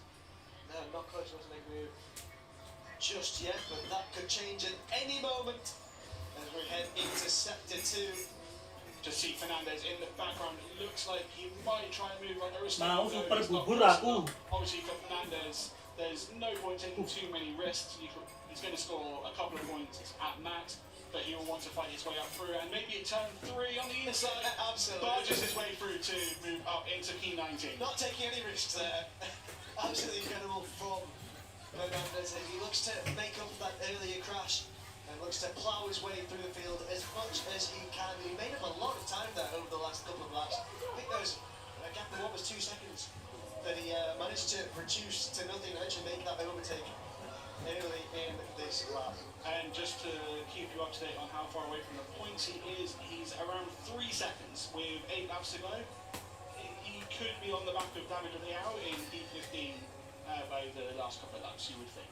Yeah, absolutely. He's a rider with some tremendous talent that he ought to be thinking that that's his objective for what's left of the race. He needs to be composed. He knows that the win has escaped him, but he's still in with a chance of points. Yeah, just looking at a slow motion shot under braking riding style comparison. Unai Aradre obviously leading, heading into turn 1. Lots of chatter on the front of that bike, but he's able to get it stopped. Hits the apex. We see Pavlic as well. Heavy braking for the Polish rider. Will he have the same chatter as Aradre did, or is he going to be on a relatively smoother ride? Looks smoother, and then Mongiardo, leg out under braking, traditional as we see now in motorsport. But yeah, Monjaro running it in P3, heavy braking at turn 1 as well. A little bit of chatter for the MMR rider. Yeah, the braking is so important going into turn 1 as well. It has to be absolutely perfect. So difficult for these riders as well to manage those machines at those speeds and needing to brake so heavily, so quickly as well. Yeah, the braking zones here are fairly long just because you're carrying a lot of speed from the final corner all the way down the straight, which is over 1 kilometre in length. So heavy braking key, you need to have stability at the brake. Beliin nasi kucing mau nggak? In a situation you wouldn't have that chance. Apa? Sambal berapa? But yeah, braking is key, and it's also how you make the majority of the moves here. Yeah, absolutely. Huh? Monjaro is narrowing that gap Sambal snack. with Pavlic. Sambal satu.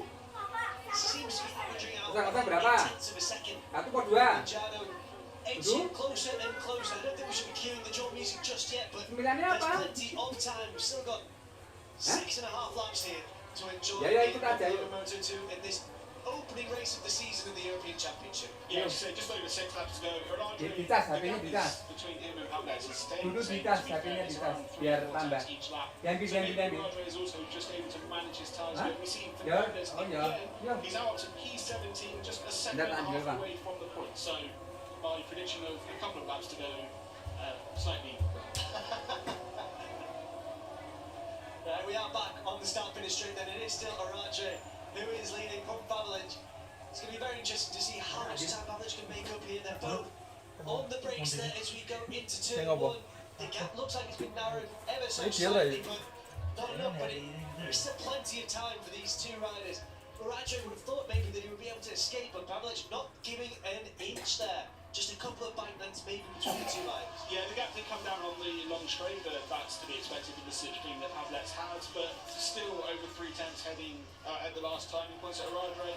A slightly wider line through turn 4, but able to keep it under control. No hard done from number 10. Enough of a gap to defend into turn 5 with no problem. Yeah, we really are seeing two masters of their craft here in Moto2. The two riders who are battling it out for the title in 2025. Well, they've resumed that battle in their best way possible. An absolutely incredible ride from both Araje and Pavlic for the time being here in Barcelona. Araje currently leading and doing a phenomenal job in P1. Pavlic pushing him all the way though. He'll be able to hear that bike right behind him. He knows that any error will be pounced upon by the pole. You just see there from the graphic at the bottom, the lap time difference between them. There's very, very little to choose between the two riders. Just to note on Fernandez, up into points now, P15, gaining Dua sih orang. places on this Sekarang lap. loro itu loro anu sih. There's around 6 seconds between him and Oh, Stefano Neppe in P10. Perhaps ambitious, but with the way he's made progress, I would imagine he'll be climbing very close to Neppe towards the end of this race. Yeah. But then my last prediction was wrong. So, Your last prediction was conservative, let's say. So it's going to be going down into turn 1. Currently still Araje who's leading. Pavlic trying to get as much of that slipstream as possible. He looked almost like he was going to try and make a move there. And again, it's the same playbook. Pavlic gets as close as he can with that slipstream. Oh, round Usually lagi. approach sector 2, but he's just not close enough to really threaten Yo, Araje's minta lu, lead for the time being. Pavlic was close at Kau jam the itu. start finish straight on that lap. On the start finish line, sorry, that lap. It was around 2 tenths of the gap and 1 tenth when Giling kita, boy. they got through the Giling kita warna. So he is closer, but you do need to be just a little bit closer for Pavlic to make the move. And through sector 1, Araje is just able to open up that gap bit. But Monjaro, as you say, visibly the gap is coming down on the eye test. It's now a second covering the top 3. Just a second covering top 3 laps to get racing. We love to enjoy in the Moto2 European Championship as close as it can be. Tremendous frustration there. Number 23, David Real. You see him going into the pits with just 5 laps to go. Yeah, poor, unlucky for David Real as he brings his bike into pits after a strong Saturday. See, Pavlic looks like he was just going to try and get alongside Araje, but thinks better of it, slots into P2. Araje able to take a slightly wider line through the second part of turn 10 and into turn 11. Pavlic a slightly tighter line, but not close enough to get fully alongside or make the move. Yeah, but if you can take advantage of those slightly wider Yeah, lines from the lead rider, well, that gap is going to be coming down and down and down. And there's still plenty of time for Pavlic to make his move. As we mentioned, the rivalry between these two is now approaching legendary status. Pavlic just looking behind there to see where Monjaro is. You need to be focusing on the rider in front of you, Pavlic. And you are getting closer and closer in that slipstream. How close is he going to be? Is he going to be able to make a move here? Well, he looks oh so close, but not close enough. Araji manages to maintain his lead once again. We've seen it time and time again over the last few laps. But Araji must be thinking, I need to be perfect here. I need to be perfect going into every corner, especially the likes of turn 5 and the likes of turn 10. Aradre, yeah, he does need to hit all of his markers. Pavlets, again, was closer as they crossed the start-finish line to start this lap, which meant he was even closer under braking at someone, but just, again, not quite close enough. The gap was under a tenth at one point.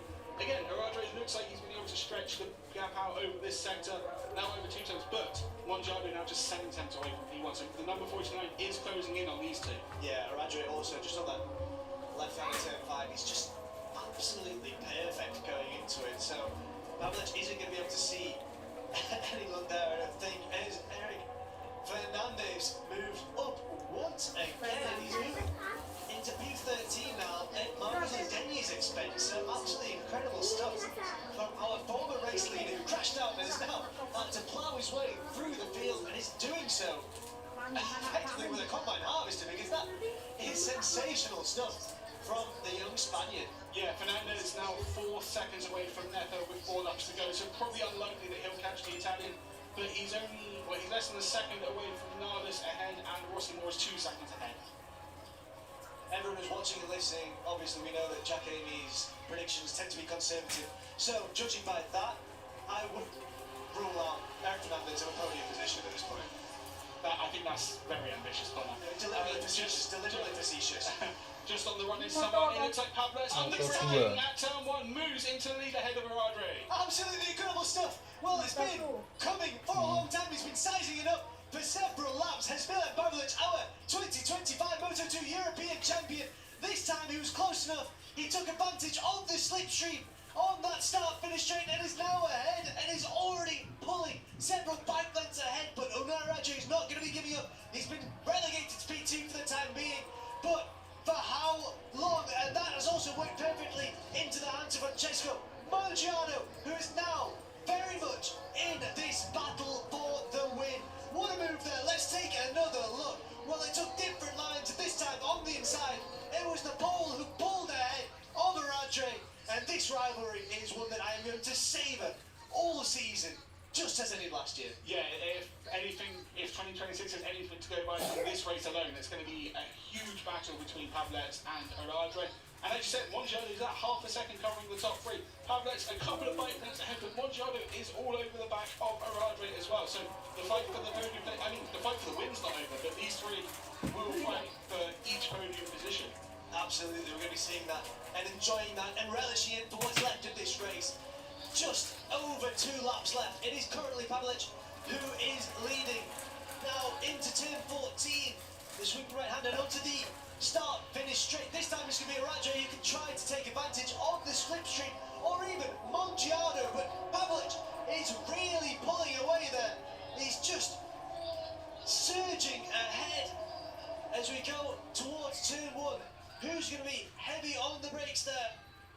It is still Pavlic who leads from Aradre and Mongiado. Absolutely incredible stuff from Pavlic. He's taken the lead. He took his time to do so, but he looks determined to hold on to it now. He does look determined to hold on to it, and we're seeing Eric Fernandez now up to P11, a 3-second gap to Nepa to bridge over the final 2 laps for a top 10 finish. So perhaps unlikely. We're just going to see a move here. Oh, there's contact there from, I think that is Fernandez as he looked to make the move, and then at turn 10 up the inside. Is he getting 2 for 1 here?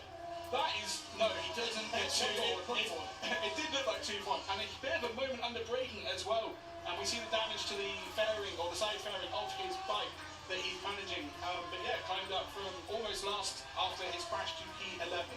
And talking about your predictions, what about him not taking any risks and to maintain a cool head?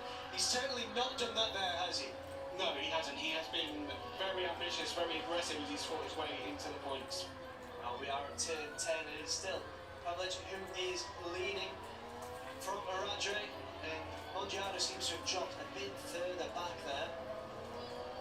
Yeah, he's now over a second behind Aradre in second at 1.5 from Pavlic, so maybe a bit of physical management from Mongiado given the the injuries he sustained over pre-season, knowing that he's got a 4-second gap to P4, bring home the podium in race 1 of the season. Yeah, absolutely. I mean, at 80%, that's an absolutely tremendous showing.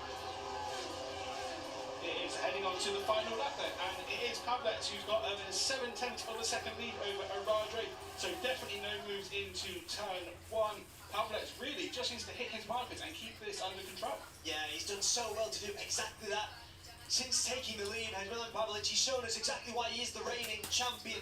As we sweep through turn 3 there with the pole, he's got Aradre behind him, but Aradre is not as close as he needs to be if he's going to make some kind of move. He needs to be making up this gap as soon as possible. It looks almost unsurmountable. We've seen incredible stuff from the Spaniard before. Is he able to repeat it here in Barcelona? It's going to be so tough for him though, as Pavlic leads into turn 5 in that left-hander. And look at those faces. Look at the tension in that AGR team box. Their rider could be on course to finish 2020, to start 2026 as he finished 2025, sorry. Absolutely incredible stuff here. Pavlic took his time as we head down the straight towards turn number 10. He's still leading from Aradre, and he's doing an incredible job. He's showing us exactly why he won that 2025 crown. He is, yeah, managed ride, I guess you would say, from Pavlets. Running in the podium fight as Fernandez looked to bolt, but stayed in the mix for the podium, and then when Fernandez crashed, took advantage to fight with Aradre for victory. But it is Pavlets now rounding the final 2 corners. Yeah, absolutely incredible stuff. What a ride, as you said there, from Milan Pavlic. He's delivered such racecraft, he's shown us such composure. He was biding his time to take the lead, and now he has taken the win. It is Milan Pavlic who wins the opening race in 2026 in the Moto2 European Championship, ahead of Aradre and Francesco Mongiano. What a ride as well from Eric Fernandez, who crashed out of the lead and is now crossing the line in P11. Valuable points on the board for what I'm sure will be a real effort to win the championship this time around. He's such a fantastic rider, but no one can take anything away from Milan Pavlic. No, a superb ride from the Polish rider, and the perfect way to start your his title defence with a victory ahead of Aradre. Just on Fernandez, as you said, battled his way back to points with P11 in the end. Could be crucial at the end of the season. He was able to recover, make up a huge load of places as he claimed P11, finishing just 1.4 seconds away from Necker in the top 10. So my prediction wasn't far away. Your prediction wasn't far away at all. Very impressive prediction. So it's going to be absolutely fascinating to see how this season develops. Kurang It's going to be very useful information as well. Oke. Eric Itu Fernandez, tiga not just for race 2 11 ya? in Oh iya, Barcelona. Good experience for the rest of the season, having to find his way through the pack there and doing so in such incredible style. When I read you there, just acknowledging Francesco Mongiano. Both of them will be on the podium. That's a sensational opening race there, and a little wheelie from Aradre as well to celebrate. There is our winner, Milan Pavlic, the reigning champion and championship leader in this opening event here in Barcelona. What a day it's been so far for him, and what a race he delivered there. He'll be absolutely thrilled, and you can see what it means to him as well with that wheelie. Just took his time, so calm, so collected. Masih. Eric Fernandez, however, will be tremendously frustrated, starting from pole position, dropping down after that crash from the lead to 23, and then finally finishing in P11. Very valuable points on the board for the young Spaniard. Bisa. Bagus. Anak Putri berarti. Anak Putri.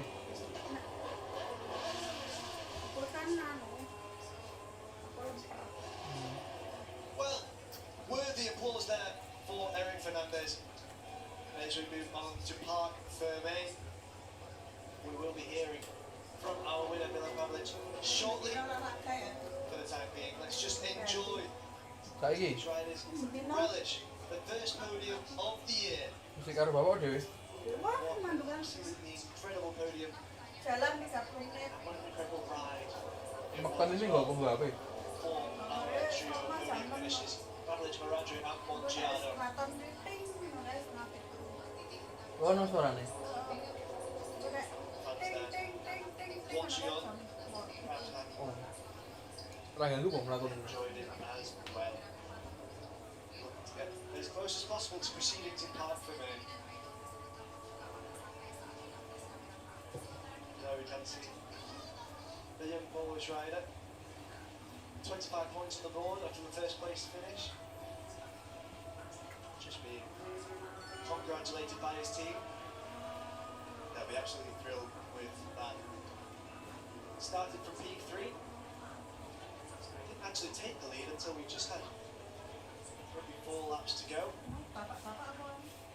There's Mbah has to accept second place, those 20 points. Now with racing. Just explaining exactly what happened there. We did a great deal of chatter when he was entering into turn 1 in that phenomenal rider style comparison. Our team director allowed us to see. Here we have Francesco Mongiano. 16 points on the board. Early podium finisher. Looked like he might have been at one point capable of pushing for the win. Just wasn't quite close enough. And here we have the winning overtake then. It was at turn 1. Just different lines between our two riders, and on the inside swooped the Polish rider Mbah to get ahead of Unai Radre, and from that point on he was able to maintain the lead with a calm, a collected and a composed ride as we prepare for podium and to hear from our race winner as well.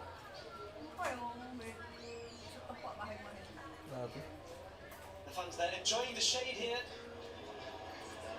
as the sun really does beat down here in Barcelona. We are ready now to hear from Mbah, our race winner in the opening race of the Moto2 European Championship in 2026. Milan, victory in race 1 of the 2026 season, the perfect way to start your title defence. Yeah, really good start of the season. I'm really happy that I came back in the podium and in the first place. Oh, amazing. It was super hot, super difficult. The managing time was the key. We made it perfectly with my team. So I want to say thank you to the Showa suspension, to Nissan brakes. We grew a lot in this year, and we made a really good job together. And we are going in a good way. So thank you everybody. And yeah, let's wait for the second race. And just in Polish for your fans back home. Tak jak chcieliśmy, udało nam się pierwsze miejsce. Wiedzieliśmy, że mamy szansę na podium, mieliśmy dobre tempo. No i tak jak jesteśmy na pierwszej pozycji, bardzo się cieszę, że mogę znowu wrócić tutaj do Mistrzostw Europy, znowu się ścigać. Bardzo zrobiliśmy bardzo dobrą pracę, jeśli chodzi o zawieszenie Showa i Nissin. Idziemy w dobrym kierunku, nawzajem się wspieramy z teamem. Także dziękuję wszystkim sponsorom, którzy do mnie dołączyli. I nie tylko tym, którzy dołączyli, tylko tym, którzy już zostali, bo bez nich bym tu nie był. I czekamy na drugi wyścig. Postaramy się obronić pierwsze miejsce. Milan, thank you, congratulations. Thank you so much.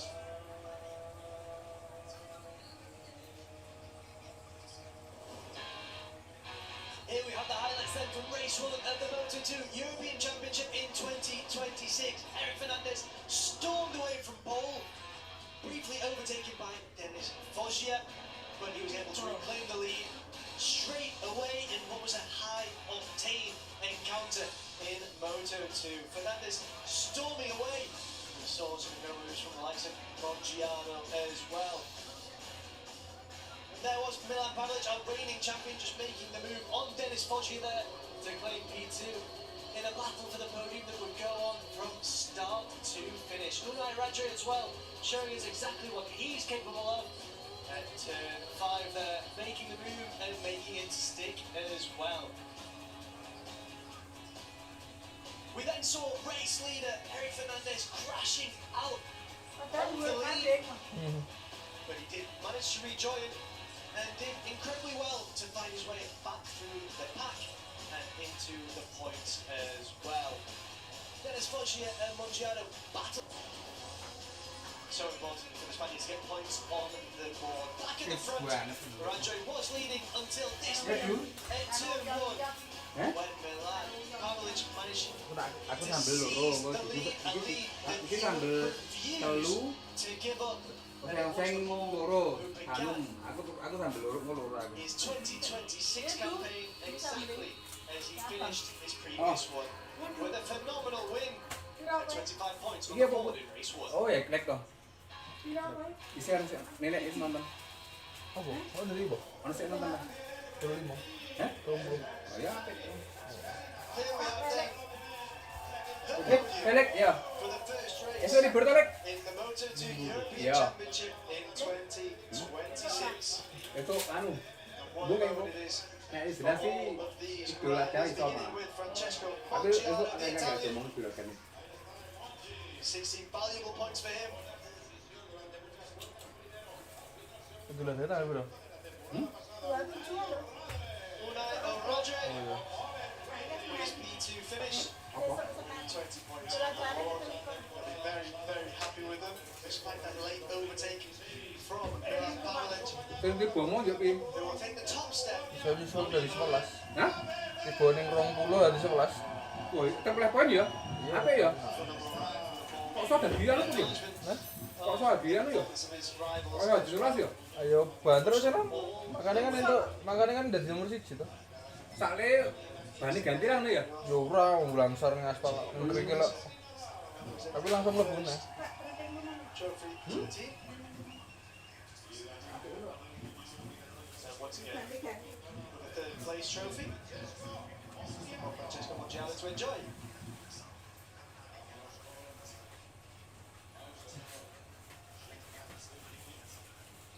Jean-Marc Benu, FIM, will be Bantu tuh sih dangdut tuh kok.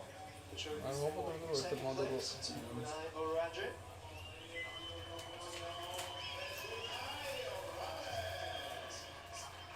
Info, status kau piro? Finally, once Sekolah again, 5 apa sekolah teman the teman? winners' trophy to Milan Sama. Pavlic, Ah, ikutnya 5. Oh ya. who did such a fantastic job to begin his title defense. Kakak, oseng-osengnya kak. Polish national anthem.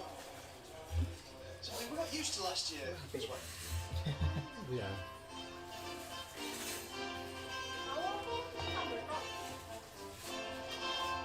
Mau tuku ngene toh? Lancip tuh. Iya, pokoknya mulai mau di. Enak es goreng gitu sana enggak? Dah jatuh nanti dikit ya. Pedesan waktu. Nah, seneng ya Duyo. Seneng teriknya ya Duyo. Enggak enak kan gitu tak minggu ini.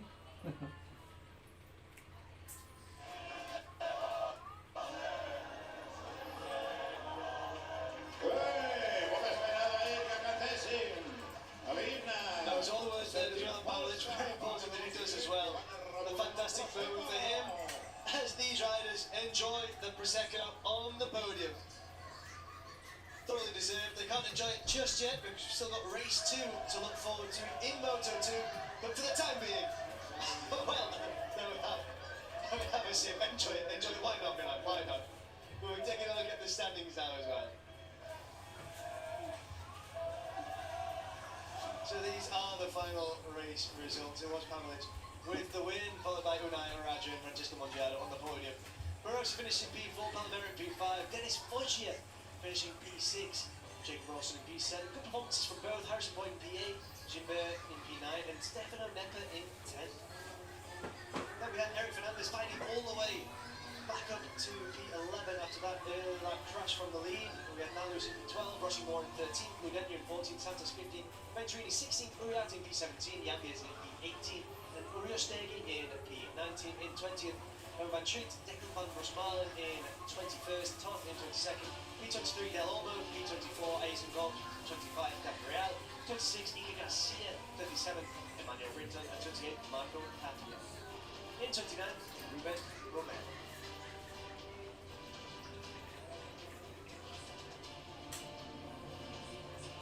Let's take a look at the standings then after this opening race. Pavlic, of course, leading after taking 25 points in that win. Unai Rodri behind him, as well as Mongiano currently standing in P5. P3, Maroshi P4, Palmera P5, Dennis Podium in 6th, 7th currently Jacob Ralston, Harrison Boyd in 8th, Joan Gilbert in 9th, 2nd and F8, 10th, Nick Fernandez.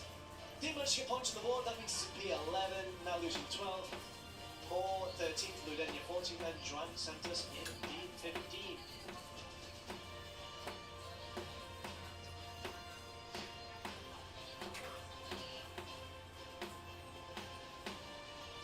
Gue telungnya usik. Well, an absolutely incredible opener to the Moto2 European Championship campaign in 2026. We saw action from start to finish. There were surprises. There was absolutely everything in that race. So make sure if you didn't see it, you go back and watch it. From us, it's goodbye for now. Absolutely incredible. We'll see you later for race 2 in Moto2. Ora? Ora 500 sih kok wingi jare ono ilang ya. Ono saiki ono. Wingi lho, maksudnya ono 500 lho. Wingi ono 500 tekan 500 lho kebak lho. Oh ya hilang nek kebak ilang. Oh, sing anu kae ya. Oh, sing anu sing pertama ki to.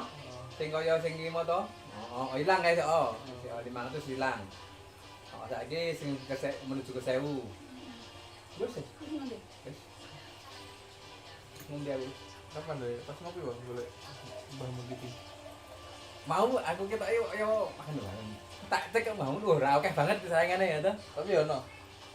Nang video Mbah Mun apa ono. Oh, Mbah Mun karo mun jeber ki lho sing kiai Rembang ki lho.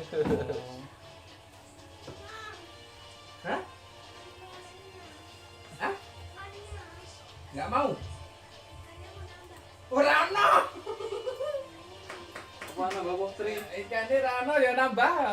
Lah apa kuwi tambah lawa.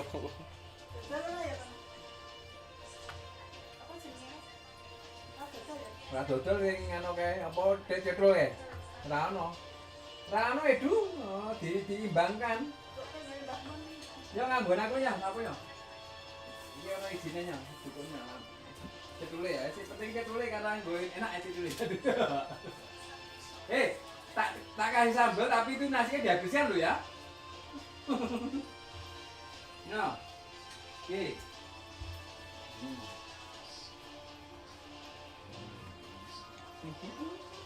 Duduk.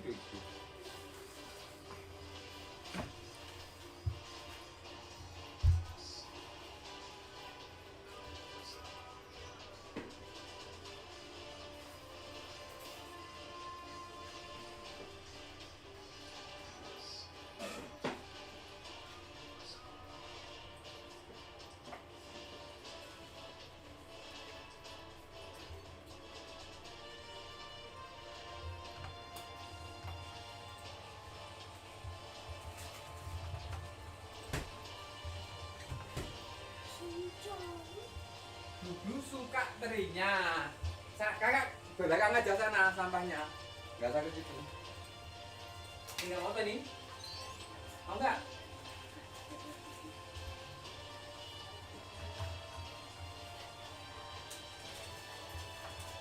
Tinggal motor ini.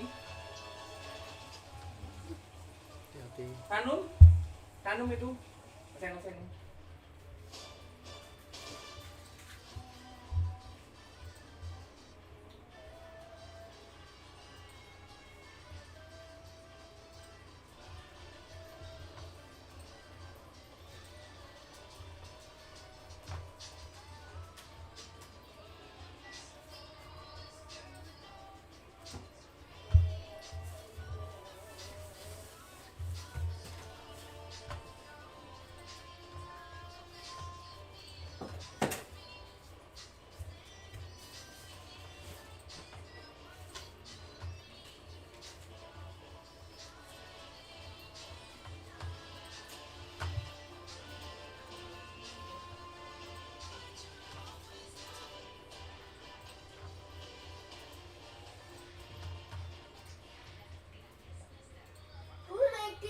Udah belum?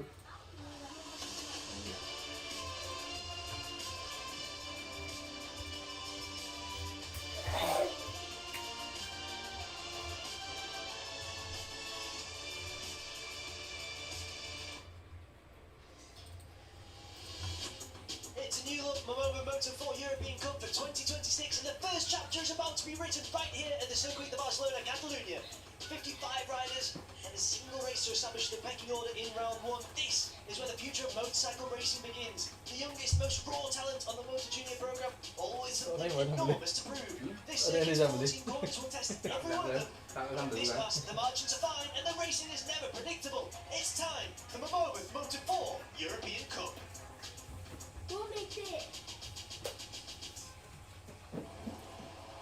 The 2025 European Talent Cup, now reborn as a Moto4 European Cup, gave us one of the most captivating title fights of any class in any year.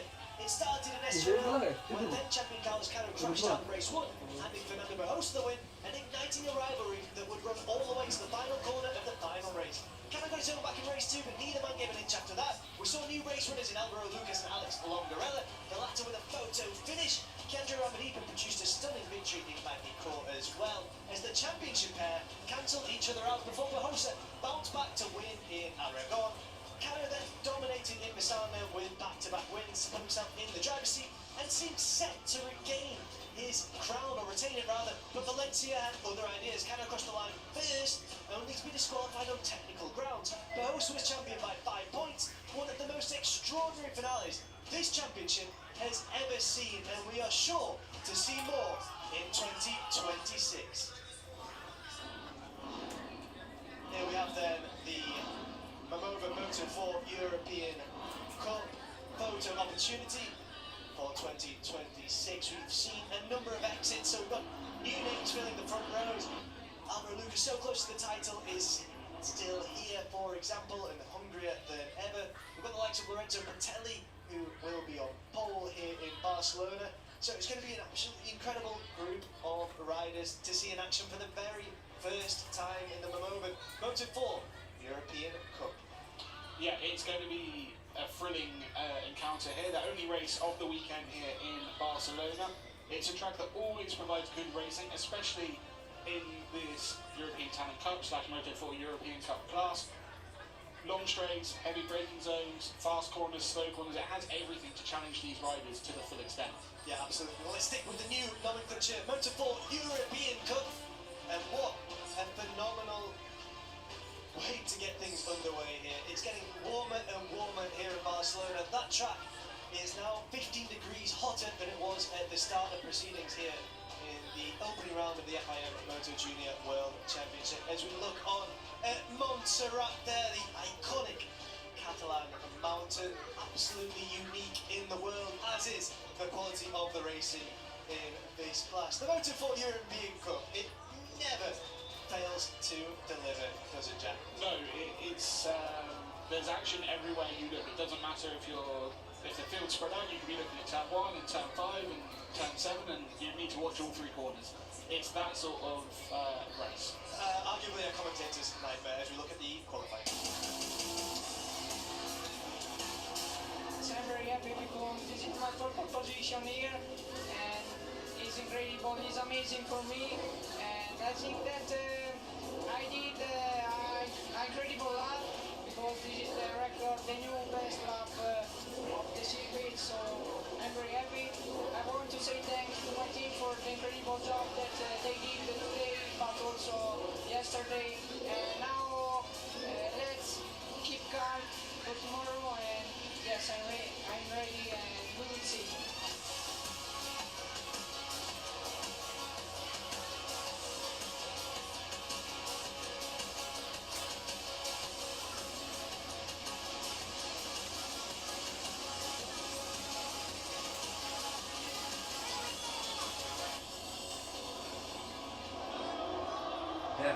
Well, we're just about ready to get going in the Moto4 European Cup for our only race in the class of the day. It is Lorenzo Bertelli who starts from pole, and he's right to be very happy. He did really show us what he's capable of in a fantastic qualifying session yesterday. Yeah, he sort of made a quick name for himself last year when he came onto the scene at Misano and was competitive straight away. And has backed that up at the start of this season. You would expect obviously a small step to be made between last season and this season, and that's exactly what Bertelli has done. Another rider who's really excelled yesterday, what was Christian Morelli's. The amount of NPC racing colleague. So it's going to be fascinating to see what he can do from P2 as well. Yeah, he had a front row start at Aragon last year, has been on the podium before, so we'll probably expect him to be in the podium and the victory fight this weekend. A victory fight with his teammate right in the front. It's going to be difficult for the team to manage those tensions, isn't it? As we look at Antoine TV on the front row, I think for the first time. Yes, it is his first front row. He had a best of 6 at Magny-Cours last year, and yeah, built on that quite well yesterday with a V3 in the combined times. I think we have to bear in mind there are some big absences from the front of the races last year who moved on to the Motojunior, or Moto3 Junior I should say, class. So it's going to be interesting to see how those boots are filled as we look at Alfonso Bahia there, the Hungarian Dream Racing Junior rider, who another rider who excelled, took me by surprise yesterday. He was just so quick in qualifying. I was a bit surprised to see him so high up, but again, we expect these riders to make a step every time they step on the bike, so perhaps no surprise that he has put himself up on the grid. Yeah, absolutely. I think that's the way that we need to approach it, because these riders are improving every single time on these machines. Victor Guedes, another rider who has a tremendous trajectory ahead of him. He's got so much support, so much potential as well as the young Spaniard. Yeah, and again, there's no one who's made a massive step between 2025 and 2026. His best result on the grid was 21st at Aragon last year. He only qualified for 2 rounds. So to now be inside the top 10 is a huge credit to Juventus. Absolutely. Another rider here who is completing the second row, and then another rider who over the last year or so we didn't expect to see so far forward, but he's parked in there on the second row. What's he going to do with a more advanced position this time around? Because he's not going to be surrounded by other riders in the middle of the pack. This time he can get away well and try and really push at the front. Yeah, he could push at the front. He's been in and around the top 10 previously, so this is a bit of a step forward for him, but he should be able to fight and secure that top 10 result. There we have Leonardo Juniors now on Ini the Moto4, jadi MOTOGP ini junior Adine MOTOGP. Yeah, 7th on the grid for today's Dulu race. kayak Motor4 ono iki Motor4 kok. Motor4 iki ono Zivan Jumpa. Oh, segede malahan. Ora ngerti. Ora yo. Iki ono Indonesia lagi. Ono tapi ra lolos. Ra lolos apa? Ra lolos wis. Ati ra melu. Kamu tuh sakit harus diri ya, ra iso to. Kayak urutan kuwi ya. Ini kan ono sakit pembalap. Kualifikasi digawe loro kene-kene, yuk wingi kualifikasi ono neh. Nah, entuke mung dadi 30. Oh, Ora ini lolos. ide ra lolos. Oh, di bawah. A third row start, and we would expect him to be very aggressive throughout the first few laps for sure, and see what he can do.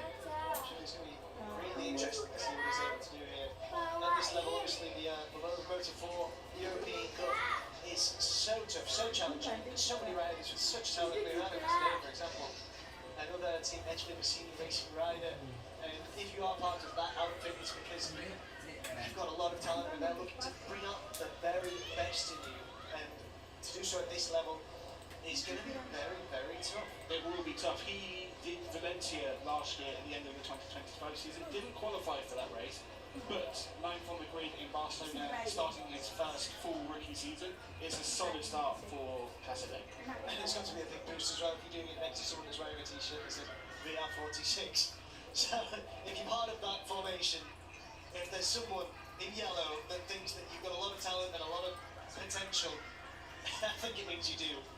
You've caught the attention of the right people there. Exactly. As you look at Ignacio Galan, on the front of the racing machine, Entah, cocok loh. Has been higher on the grid before, has had a top 5 race finish before. We'll be hoping to move forwards when lights go out. which will be very soon indeed. Making the final preparations, the final advice ahead of what is going to be an incredible race. Just about 5 minutes to go then. We look at Alfonso Almeida, the Fando racing rider, V10 and P11 team. Another strong result for the Portuguese rider, beat his previous best grid result by 1 place with P11.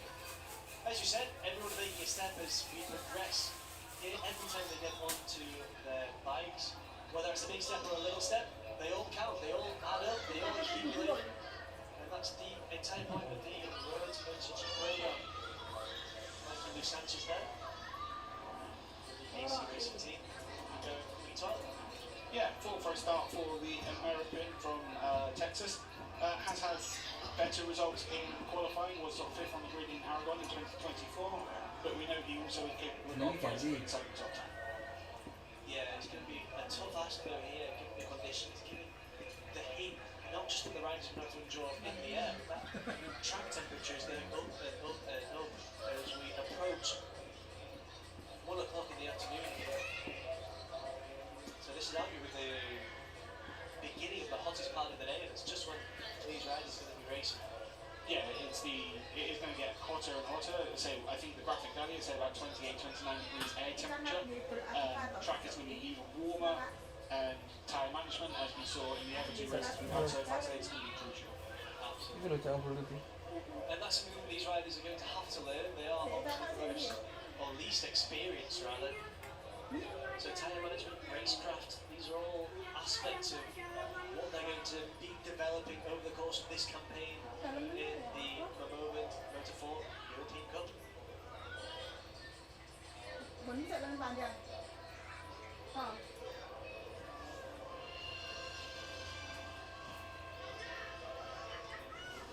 So with just 3 minutes to go, let's take a look at our starting grid. It is Lorenzo Patelli on pole. He's joined on the front row by Christian Borelli and Antoine Nativi. Behind them, Alfonso Gakigan, Peter Cabellis and David Boxberger. On row 3 is Eduardo Sabino, Cabal Ifan, Leonardo Castell. On row 4 is Ignacio Galán, Alfonso Almeida and Mikey Luis Sanchez.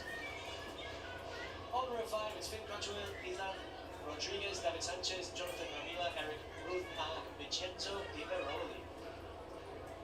Behind them, Ethan Sparks, Sebastian Verici, Matthias Tiberini, Kevin Sinieri, Luke De Vries and Nopun Tom, Luke Prowitz.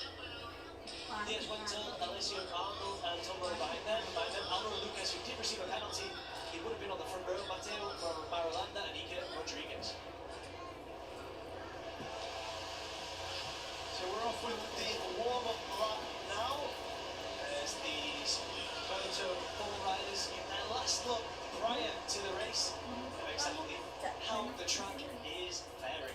Yeah, last chance just to see how the track is behaving with the increased temperatures and obviously the impact that has on the grid. We mentioned Alvaro, or you mentioned Alvaro just now. Yeah, back with a good start for slow sectors in Q2, but had been fast enough to be on the front row. So we'll expect him to make quick progress through the field to be in the points in the opening few laps. It's just a case of how far he can get up the order. Yeah, I mean, we've seen, I'm reluctant to call it a miracle because we have seen it, but we've seen riders perform incredibly well in this class, starting from the back of the grid. Several riders sprint to line, the likes of Ryan Riata and Pedro Diego, obviously. It's going to be interesting to see where he's able to end up, as you say. I mean, last year we had Rami Deepa, who's now moved on to Motojunior World Champion, but he started from, I think it was P24, and claimed victory on the last lap. Obviously, slightly different for Lucas because he's in P28, but something that he, I would imagine, was studying last night just to see how he can make those moves. Yeah, absolutely. It's also going to be a very important formation as a rider to really test the limits of his skill to get through the middle of a pack. Such a tough ask, but he'll have belief, his team will have belief, because he's one of the most talented riders on this Moto4 European Cup grid. He is, yeah, and as he'll also expect to be able to make quick progress through the field as we just get into the final sector on the warm-up lap, so soon everyone will be taking their positions on the grid. Tremendously excited to see Moto4 European Cup in 2026. You mentioned it before, several riders have moved on to Motojunior or Moto3 Junior, and now this is a real opportunity for so many of these riders to show us what they're capable of, show us how they've grown, and for the rookies to show us their potential. 100%, yeah, you've got the likes of Pretending, who in his first rookie season, or first full rookie season rather, will be looking to show that he can fight for the title. there's others like Lucas, who's been around a couple of years, who just want to make that step, get their title, and then move on. So there's a real mix of personalities and riders on this grid. That is right. As we are just about ready to go, the revs are rising here in Barcelona. The Moto4 European Cup in 2026. Just moments away, 13 laps for these riders to show what they're capable of. The flags are leaving the track, the lights are on, and we are away in the Moto4 European Cup. Fratelli gets away so well down this opening straight, absolutely incredible from the young Italian on that Pacini racing machine. Just so well to get away as we approach turn 1. That was an incredible start from Patelli, already building up a big gap, 4 tenths at turn 1 over Dagmagani, who's moved into P2 briefly, although Borelli has fought back to claim P2, and it looks like everyone has got through the opening chicane safely. Oh no, someone's gone down just in the middle of the pack into the gravel track. Yeah, it was very difficult for these riders as we entered sector 2 there to just really manage that situation. It looks like it was Antoine the TV has gone down. So after such a strong qualifying result, that's a shame for the French rider. Yeah, that's going to be incredibly frustrating for him. But it is at the front of this race, still Lorenzo Bertelli, who is leading. Yeah, Bertelli's still leading ahead of Borelli Dagmagani in P3 with Irfan P4, Montemurgo P5 and Sabino in P6. And it is just confirmation that the TV was the rider who crashed at turn 3 on the opening lap.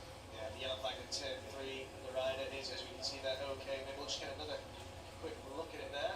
Just to the left of your shot, we don't really see what happens, but just the bike is sliding away as he progresses through turn 3. Yeah, he did so well on Saturday qualifying to put himself into a position to really challenge in this race, and it's really unfortunate to see this race, the only race of the day in the Moto4 European Cup, now cut short. Yeah, it's a shame for the TV after, as you say, such a strong performance on Saturday. We've now got Dagmagani in the lead of the race ahead of Bertelli and Borelli. So obviously that happened when we were watching the replay of the TV's crash. As Lucas already up into P13. That is an incredible start from the number 46. Yeah, absolutely incredible across the board there. Fontinaki got into the lead. Sensational stuff from the Honda Asian Dream Racing Junior team rider. Absolutely incredible. Are we going to see any more chopping and changing on the start finish straight? I am sure we will. It's Irfan Kamil who tries to make a move there. He manages to take it into P2. Absolutely incredible stuff from Bertelli. Back in the lead, but for how long? As we go through turns 1 and 2, they're so technical. These riders showing exactly what they're capable of early on here in Barcelona. Yeah, absolutely. It's Bertelli making the move into turn 1 on the inside and breaking the exact move that you would expect them to make. Just looking at the timing tower graphic, Alvaro Lucas up 15 places on that opening lap. That is a sensational start. And almost already putting the penalty behind him. Yeah, as we go into turn 5 now, the top left-hander. Several riders trying to make a move on the outside there, bit of a moment, but all is as it was there. Bertelli still leading. Irfan up 6 places to P2. Absolutely incredible from the Malaysian. A great start from, as you said, from the Malaysian rider up into P2 early stages. We did expect everyone to get their elbows out in the early stages to be there. And looking at the time tell, Lucas now up to P9. Lucas up to P9, and I feel like this is one of those races which happens so frequently in this class where you want to see everything happening at once. We need several screens, we need split screens, but it's just impossible to keep track of everything that's going on here. Bertelli is still currently leading, but this is anyone's race. It is. Irfan just behind him. There's little to choose between the top 10 or so in that lead group, I think it is. But on the run into the final couple of corners, we have yellow flags out at turns 10 and 11 as well on our timing screen, so we'll wait to see what's happened there. But Bertelli leads out of turn 14. Alvaro Lucas now up to 7. He's really in the mix for the victory at this point. Yeah, Lucas absolutely flying there. Penalty, what penalty? Absolutely incredible stuff. And you can see Alvaro Lucas is into the 150s. He's the fastest rider by about 0.2 of a second of any of them on track right now. And we just seen that Christian Borelli trying to make a move. Yes, Borelli has taken lead. Alessio Arnold has crashed as well. That was at turn 10, so that was the yellow flag. But it is Borelli who takes the lead from Bertelli, and Daquan slots into P3. Absolutely sensational stuff from Christian Borelli, giving it absolutely everything. And as it stands, we do have a 1-2 for the team Expert Pacini Racing. Absolutely incredible start to this race. Yeah, we've just seen the TV bring his bike back into the pits as the field rounds turn 4. It is Daquegan who now leads, but Bratelli on the inside at turn 5 doesn't make the move, but he's got the tighter line. Is he able to get the cut back? No, it is Daquegan who holds on to P1. Absolutely incredible stuff from Daquegan, who is currently leading, and then we have confirmation of the fastest lap from Alvaro Lucas. Absolutely sensational, 150.925. He's just that bit faster than everyone else, but he's already absolutely in the mixer for the victory after a penalty that put him at the back of the grid. Yeah, that is an incredible opening couple of laps for Lucas. He's actually now in the podium places. He's just moved into P3. Can he defend that through turn 10? In fact, Bratelli's gone wide, so Lucas is up to second. Absolutely sensational stuff from Alvaro Lucas. Well, no, he's only got one rider ahead of him. Is he going to be able to match him for speed? Is he going to be able to match him here as we approach turn 13 and 14? That is incredible from Alvaro Lucas. Just the first couple of laps and already to be in second. We kind of expected him to be there at some point, but perhaps not this early. He's now got a good chance to fight for P1. He's a tenth behind Daquegan as they cross the line, which means he'll have a slipstream all the way down into turn 1. Lucas could hit the front of the field as early as this lap. Yeah, it looks like he might well be on to doing that, and there it is. It does look like he's hit the front. Is he going to be able to do it? No, Bratelli gets ahead. Lucas denied the lead, but he's got the title line there. Now Lucas just unable to maintain that lead, which he looks like he had for just the briefest of seconds. It is Bratelli now as we go into sector 2, who is currently leading, but for how long? Alvaro Lucas pushing him all the way as we slip into the right-hander at turn 4. We've got turn 5 coming up that left-hander, which we see as a perfect overtaking spot for so many of these riders. It is an overtaking opportunity, and Lucas isn't taking the inside line. Ifran is to look for P2 but doesn't make it. So it's Bratelli, Lucas, and Evan Boxberger is showing as P3 on the timing tower, but Ifran is ahead of the French rider. For the time being, this is chopping, this is changing, this is the Moto4 European Cup at its very best. Well, we might have lost the likes of Mahosha and Gano, we have not lost the excitement. Absolutely incredible stuff from this new cohort of riders, showing us exactly what they're capable of doing and why they deserve to be riding on this stage in Moto4. And there is Camille, who's just trying to make a move on the inside there, not quite close enough at turn 10. It is still Bratelli as we're going into sector 4. Boxberger looked like he was holding a tighter line from turn 10 as well. Lucas was actually looking like he was going to make a move on Bratelli, but then had to defend from Irfan. So it is Bratelli ahead of Lucas and Irfan, with Boxberger in 4th and Sabino in 5th. Daquegan has actually dropped to P6, but look at the train we've got fighting for the win. Yeah, absolutely. And as we go around turn 14, you know what's coming next. It's the straight, it's the slipstream. Who's going to be able to take the advantage from it as we approach the long 1 kilometre straight? We're powering down towards turn 1. You have to be so clever on the brakes here. Lucas, is he going to be able to take the lead? At the timing, it says Eduardo Sabino. Lorenzo Bratelli had the inside line at turn 1, so he has moved into the lead, but Boxberger, I believe, is also there as well, fighting for P3. So Lucas demoted to P4, Boxberger up into a provisional podium spot. And it is Eduardo Sabino who now steps into P2. A good race from Sabino, but yeah, Bratelli, it looks like he's just managing when he can to have enough of a gap to defend well into the heavy breakers. Lucas moving back into the podium positions on the inside of turn 4 there. So it's now the run into turn 5. He doesn't make the move on Sabino, so it's Bratelli from Sabino and Lucas. Camille does, however, make the move and moves up to P6 there. Yeah, it's Bratelli then who does lead.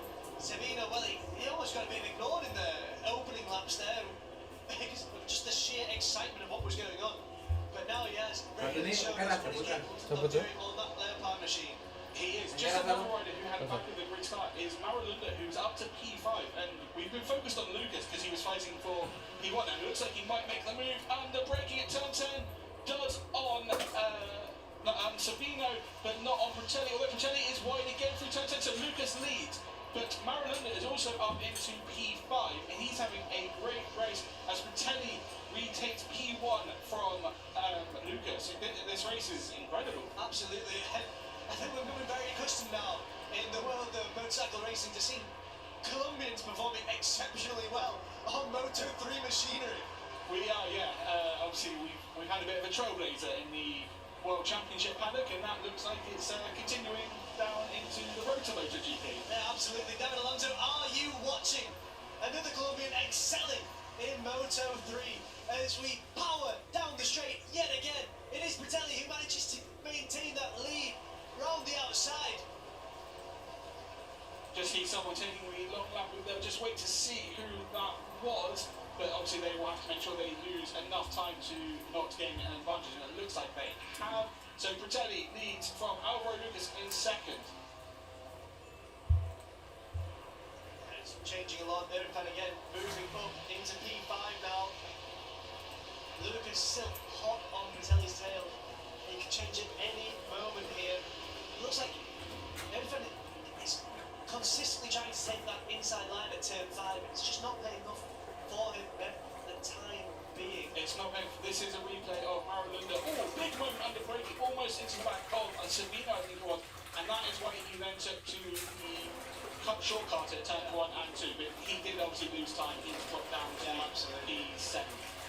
P7 for the time being. We're still very much in the mixer here. It is still, as we approach turn 10, Bertelli, who is leading, anyone close enough to make a move? Not quite.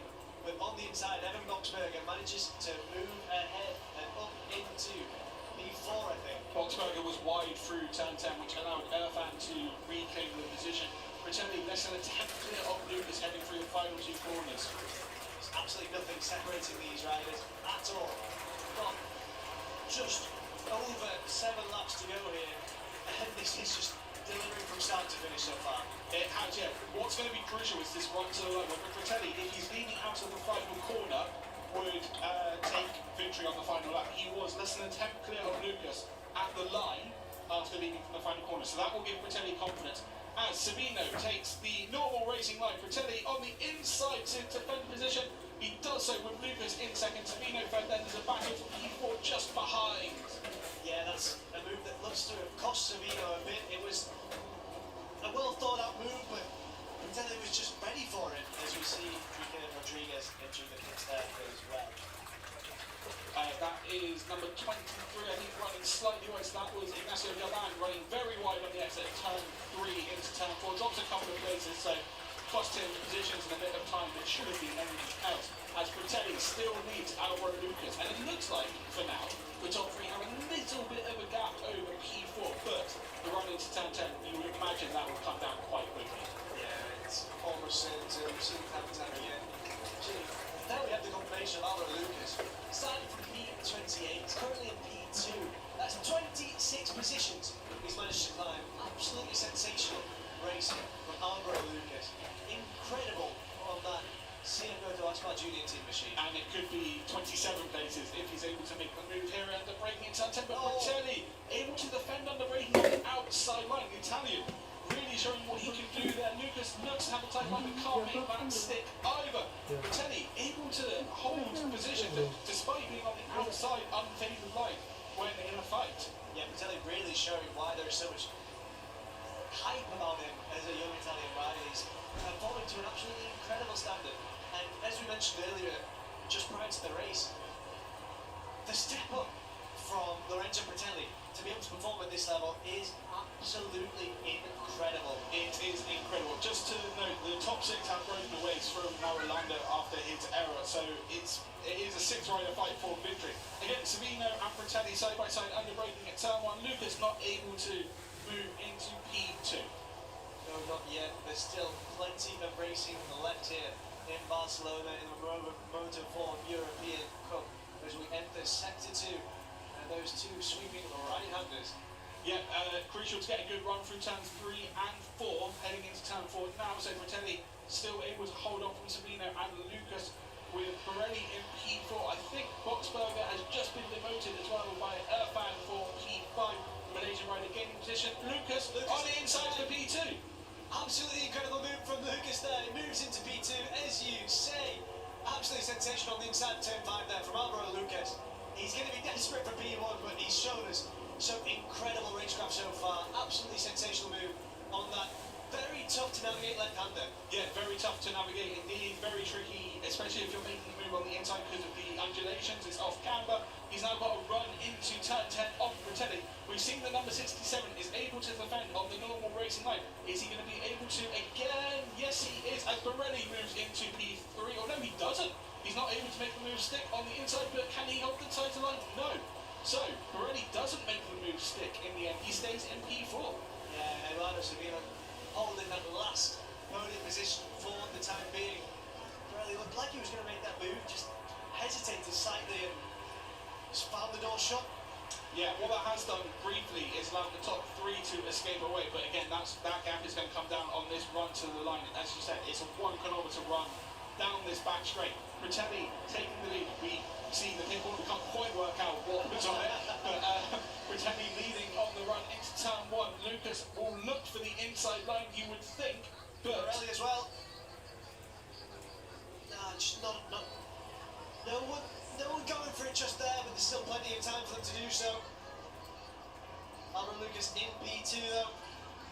Sabino in P3 it is. Lorenzo Fratelli who leads. Sabino was taking a title line from turn 3, and that put him almost alongside Lucas for the run into 4, but the number 46 was able to hold position as Irfan defends from Boxberger for P5. Comellis has moved up to P8 as well there, just there. Doing well a bit further back. We're obviously entirely occupied by this incredible 6-way fight between the leading riders. Yeah, it looks like Finn Crutchfield and Mikey Lou Sanchez have come together at turns 1 and 2. We're going to see a replay of the end of it here, or we'll see them in the gravel. But yeah, they're both okay. They're both obviously frustrated at what's happened there. But yeah, they've come together at turns 1 and 2. Yeah, just apportioning the blame there maybe, I think. Yeah. Fratelli still leading heading into turn 10 ahead of Lucas. The other fact already cleared at turns 1 and 2, which is good for these 6 riders, which means they haven't lost an overtaking opportunity. And all the gap between this leading group and the group behind is 2.5 seconds now. So yeah, absolutely, this is just these 6 riders in the real opportunity to claim a podium or even a win in the opening Moto4 European Cup race. Yeah, all 6 of these riders will feel that they're in contention for victory. Still 4 laps to go as we cross the line now to start this lap. 4 riders about to go side by side heading into turn 1 under braking. It is Fratelli who still leads. He's taken the inside line this time. Pirelli is looking to go further inside. Oh, can the number 7 make the move? No, it is Fratelli from Lucas from Pirelli once again. And Sabino now at the back. It looked like he was trying to take a different line there, a bit wider. And it's a gamble that is not paying off for him at all. He's sacrificed positions there, and that must be quite frustrating. He's now at the back of this leading pack of 6. He is at the back of this leading group, as you say. Number 21 on the insider of Boxberger at turn 4, gets it stuck, gets it done, and makes the move stick to move up into P5 as we see a crash. That is for Tias Wenzel at turns 1 and 2. Just seeing what happened here. Looks like he got a bit boxed in and just clipped the back of the rider in front of him, and that forced him down into the gravel and out of this race. Yeah, and very unfortunate situation for him as we prepare to go back to the front of this sensational encounter in Moto4. It is still Fratelli who's leading. It is Fratelli leading on the run into turn 10. Lucas less than a tenth behind as we see what they can do. Fratelli again taking the normal racing line and not letting Lucas have a sniff under braking turn 10. Although he is slightly wide, but Lucas not quite close enough to take advantage through turn 11. Yeah, and Fratelli has to know now that Lucas is going to pounce on absolutely any available opportunity. Everything has to be absolutely perfect as we approach turn 14 and that start-finish straight again. Another crucial exit for Fratelli. We see the group behind being led by Victor Cubeles. It's been a great performance from the number 53. Just unable to go with the lead group, unfortunately, for the Spaniard, but he'll be happy with this performance so far. Rightly so, as we approach turn 1, again a variety of lines that have been taken initially on the inside went. Pirelli was able to take the inside line under braking, and that allowed him to move from third to first on that run into turn 1. It's Fratelli in second with Lucas now in P3. Yeah, absolutely. Well, it's been long time coming. Pirelli been doing so well to fend off attack after attack, but Pirelli this time is the rider who manages to get ahead. Another attack from Pirelli into turn 4, but not able to make the move stick. Already slightly wide on exit, but that will give him a slightly defensive line into 5, although he opted not to use it. Pirelli has a look, but not able to make the move. So Pirelli still leads from teammate Pirelli, with Sabino now P3 and Lucas in P4. Yeah, let's take another look at that then. Absolutely incredible stuff from Christian Pirelli. Just nips ahead there, and the slight distant margins going into turn 1. Fends off the attack and gets the perfect exit as well to prepare for turn 2. He does, yeah, that was a textbook move from Pirelli, but can he resist the challenge from the 5 riders behind him heading into turn 10? Pirelli has a look, or Pirelli is on the inside, Pirelli had a look, Lucas had a look at Pirelli as well, but no change of positions. No change of positions for the time being, but this is absolutely incredible as we go into sector 4. It's one of those races that you just don't want it to end. Anything can happen in Moto4 as we approach turn 14. The exit's going to need to be perfect here for all of these riders. Another valuable opportunity to overtake. No one biting, and now it's time on start finish straight for the slipstream, and there we see it. Pirelli edges ahead, but there goes Sabino as well. Who's going to be latest on the brakes heading into turn number 1? It looks like Pirelli is going to have the inside line, and he's going to take him up. Pirelli looking to fight back, unable to make that move stick. And we see someone running slightly wide from turns 1 and 2. That was Botsberger, but he's able to recover it.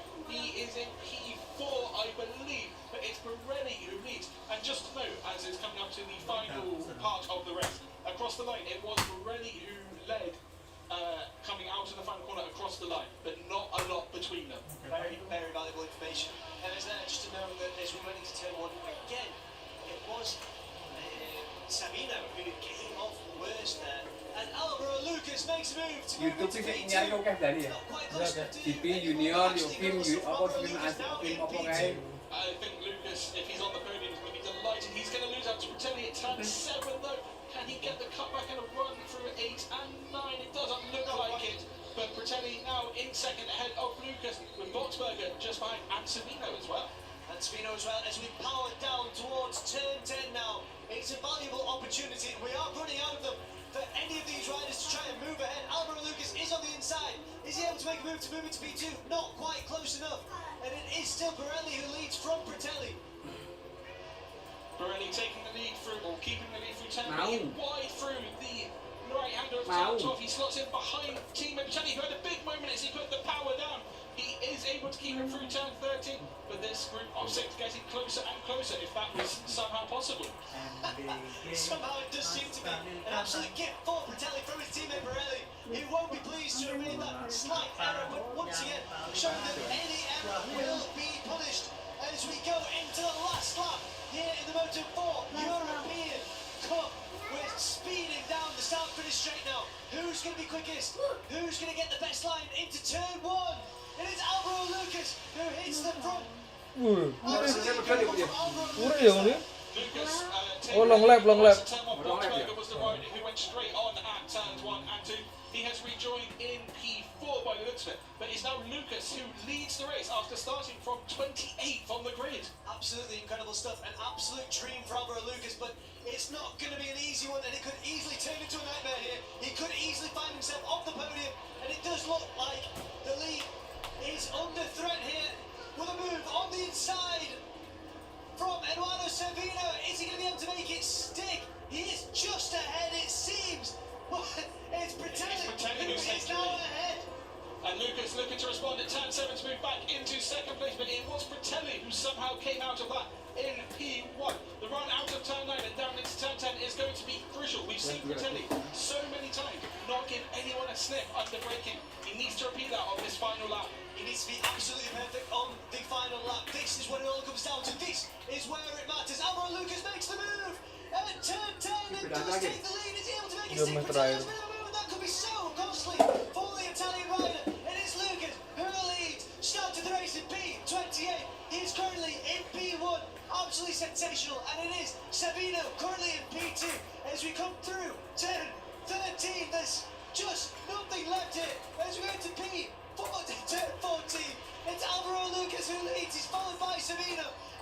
Lucas could claim an absolutely sorry win, but it does seem like he's dropped behind. Who has won there? It is Savino. Suara ning ati entuk The liya. Motojunior machine who denied Alvaro Lucas at the last. That was the closest of close finishes. He can barely believe it. Eduardo Savino with the first win in the MOTO4 European Cup in 2026, snatching it from Alvaro Lucas right at the last. Well, that gives us so much to talk about, doesn't it, Jack? There's a huge amount to talk about there. Savino with a stunning run out of the final corner to snatch victory from Alvaro Lucas. Perhaps Lucas will be disappointed he couldn't hold on to that, but from P28 on the grid to a podium finish and fighting for the win, and he was in the lead group after 2 or 3 laps. That was a sensational ride from the number 46. A sensational ride, but controlling those emotions is going to be so difficult for Lucas. P2 progressed 26 positions, but he was leading to the end of the final corner. He was led in the perfect Apa wae? time, Aku. was able to regain the Pertama sepatu ini. Oh, drama. Berarti jam 7.30. just meters away from taking an incredible, barely believable victory. Barely believable is exactly what it was. Lorenzo Petelli completes our podium with a fantastic ride. He finishes P3. What a sensational way to begin the road of a Moto4 European Cup in 2026 here in Barcelona. Any one of these riders would have been a worthy winner. Any one of these riders had been leading at some point in the race. But in the end, it was Eduardo Savino who finished as our winner. Sesuai loh. Incredible. Bagi suwi ya. Sampai itu Oh iya, oke. The closest of close finishes. That's exactly what we would Betul sih. expect from the Moto4 European in the years. An absolutely sensational ride from all of these, and a well-deserved round of applause from everyone at the track. Absolutely incredible as we approach Parc Fermé. What an absolutely brilliant race these young riders have treated us to here. And the circuit de Barcelona, Catalonia. Over to Eduardo Savino. Following him.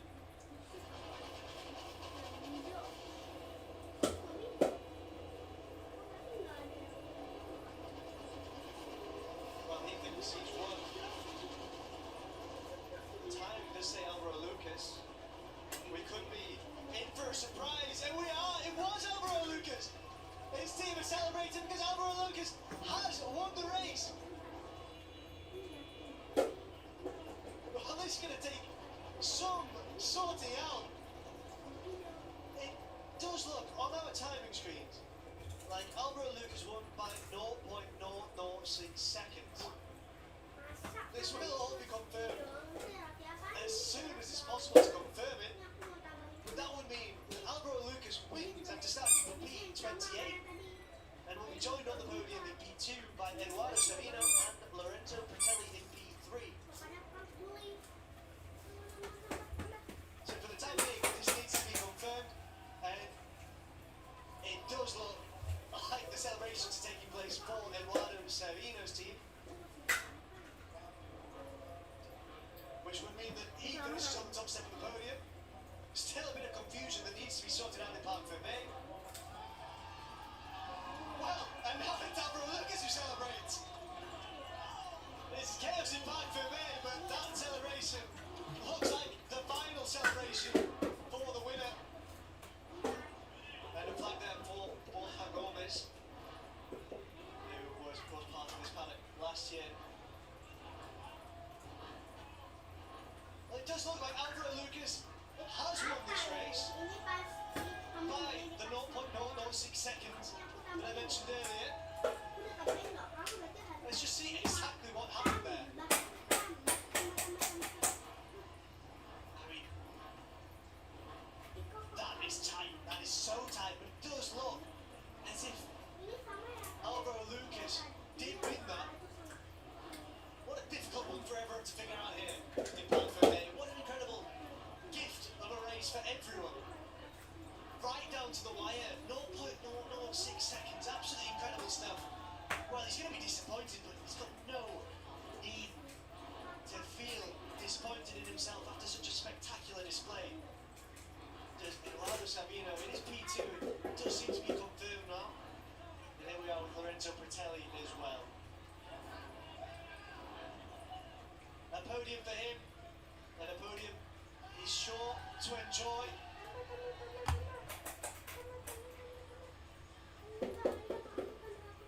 Well, we'll hear from Alvaro Lucas very shortly.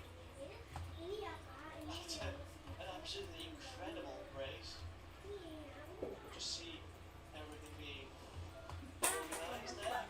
And apart from me, it is what would be the winning overtake there. Alvaro Lucas just pulling ahead.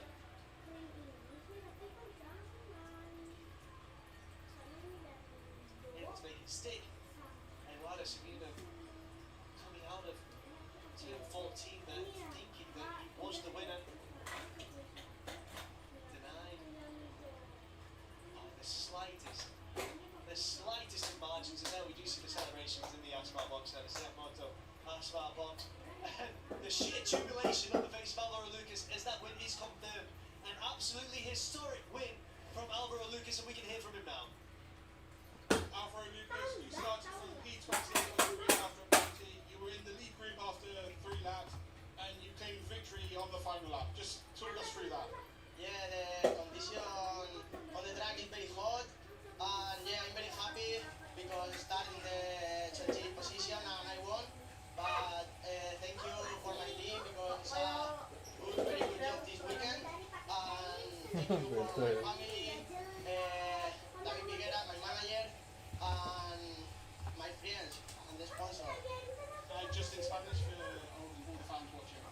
Sí, la verdad que ha sido una carrera bastante difícil por el calor, que hacía mucho calor, pero bueno, salía el 28 y he logrado ganar. Y esta carrera se la quiero dedicar a todo mi equipo, a mis patrocinadores, a David Viguera y también a Iago Cotino, que le debía una. Y ya está, se la quiero dedicar a Borja Gómez, que se fue con nosotros el año pasado y la verdad que es bonito recordarlo. Alvaro, thank you very much. Congratulations. Thank you. What a race! The opener of the season in the MOTO4 European Cup delivered. Absolutely sensational stuff from start to finish. So many riders in the leading pack at the beginning. Absolutely incredible. So Alvaro Lucas plowing through the field after a penalty. Saw him start the race from P28. Leading for much of the race was Lorenzo Pretelli. Also involved Christian Morelli and Eduardo Sabino, all giving it absolutely everything to win. Those Team X-Men Pursuit Racing riders right at the front, but Alvaro Lucas was unrelenting as he tried to get through, take full advantage of all the possible opportunities that came his way to try and battle his way right to the front. At this point, progressed 26 positions and was unable to really find his way onto the top step of the podium, but he was involved in the battle for almost the entire race. Pretelli was leading from the latter end of proceedings, but he was being pushed all the way by the young Spaniard. We saw Christian Morelli there doing so well, taking the lead from his teammate. Eduardo Sabino as well getting involved.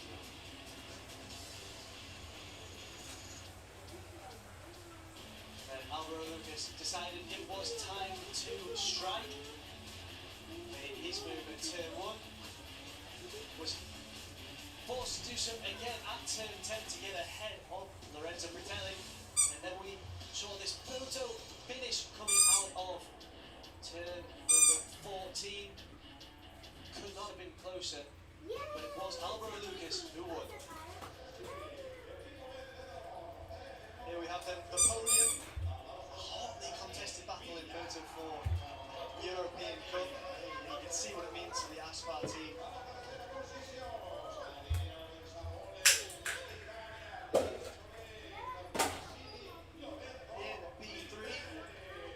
So, Britelli, that's a sensational ride as well.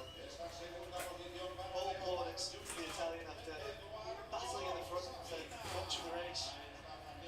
Rewarded with a podium finish. Eduardo Savino has to settle for P2. He did think he would. Just 0.006 seconds denying him. And it was, in the end, Alvaro Lucas who will step onto the top step of the podium. It's a very meaningful one as well for him. What a way to begin this campaign. Our FIA representative, Mr. Jean-Marc Dehoux, presents the trophy to the Aspar team.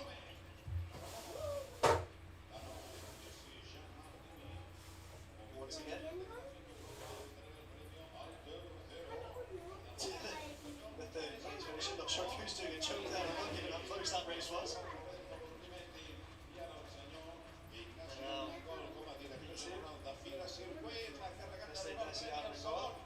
General manager of the circuit presents the prize for second place. And we'll do so for P1. Our victor here by the slightest of margins, Alvaro Lucas.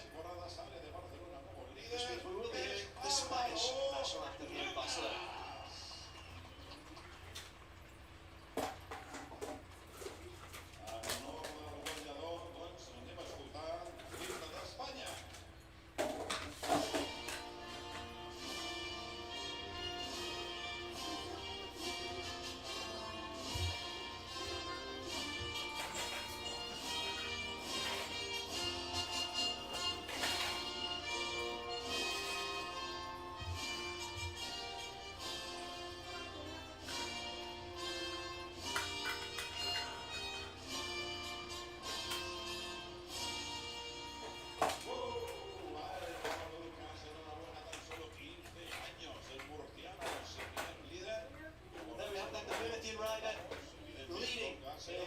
Moto4 European Cup in 2026. That was our only race of the day as well, so we go to the next round. On top of the standings. What a performance. What a performance from all three of our podium finishes. An incredible race. All 13 laps of it delivered non-stop action. Lucas in the first few laps flying up the grid, flying up the order, and then taking a victory that, I mean, when I got to Parc Fermé, it wasn't his victory. It was Sabino's, but obviously photo finish confirmed that it was Lucas's win from P20 on the grid. An incredible fight, an incredible race. It was an incredible race. It's again a race that we've become accustomed to, but we should never take for granted, I think, in the Moto4 European Cup. Absolutely incredible. All three of them on the top step. They all deserve to be there. They really do. That was an incredible show from all three of them.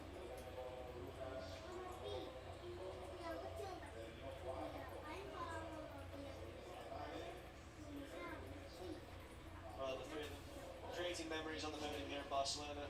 As we take a look at the final results, it was Alvaro Lucas who won by the slightest of margins, as I said there, 0.006 seconds. Savino forced down to P2, Britelli also completing the podium. Irfan P4, Borelli P5, Boxberger P6, in 7th Casadei, Marulanda P8, Cubeles in P9, and Almeida in P10. Then in 11th it was Sanchez, 12th Ramilla in P13, Galan, 14th Dakigan, 15th Ethan Sparks, Ethan Rodriguez in 16th, Eric Cruz in 17th, in P18th Cancellieri, and in 19th Wood Prowers. Behind them Luke De Vries in 20th, Tamburini in 21st, in P22 Rollin, 23rd Ferrucci, 24th Di Baroli, Benzel in P25, Quadroville in P26, and 27th Sanchez, and in 28th Miguel Rodriguez. Behind them, Alessio Arnold in P29, and at the back Antoine Mattivi after an impressive race. This weekend was crucial.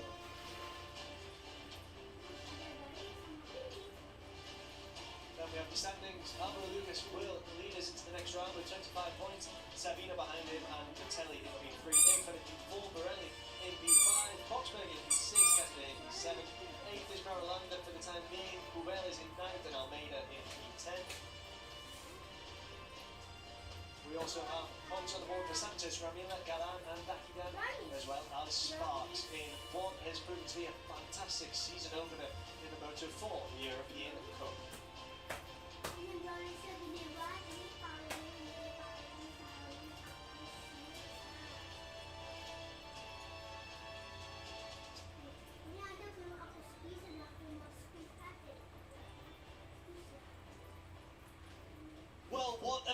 for our season opener in the Moto4 European Cup. An absolutely incredible race for us to have enjoyed.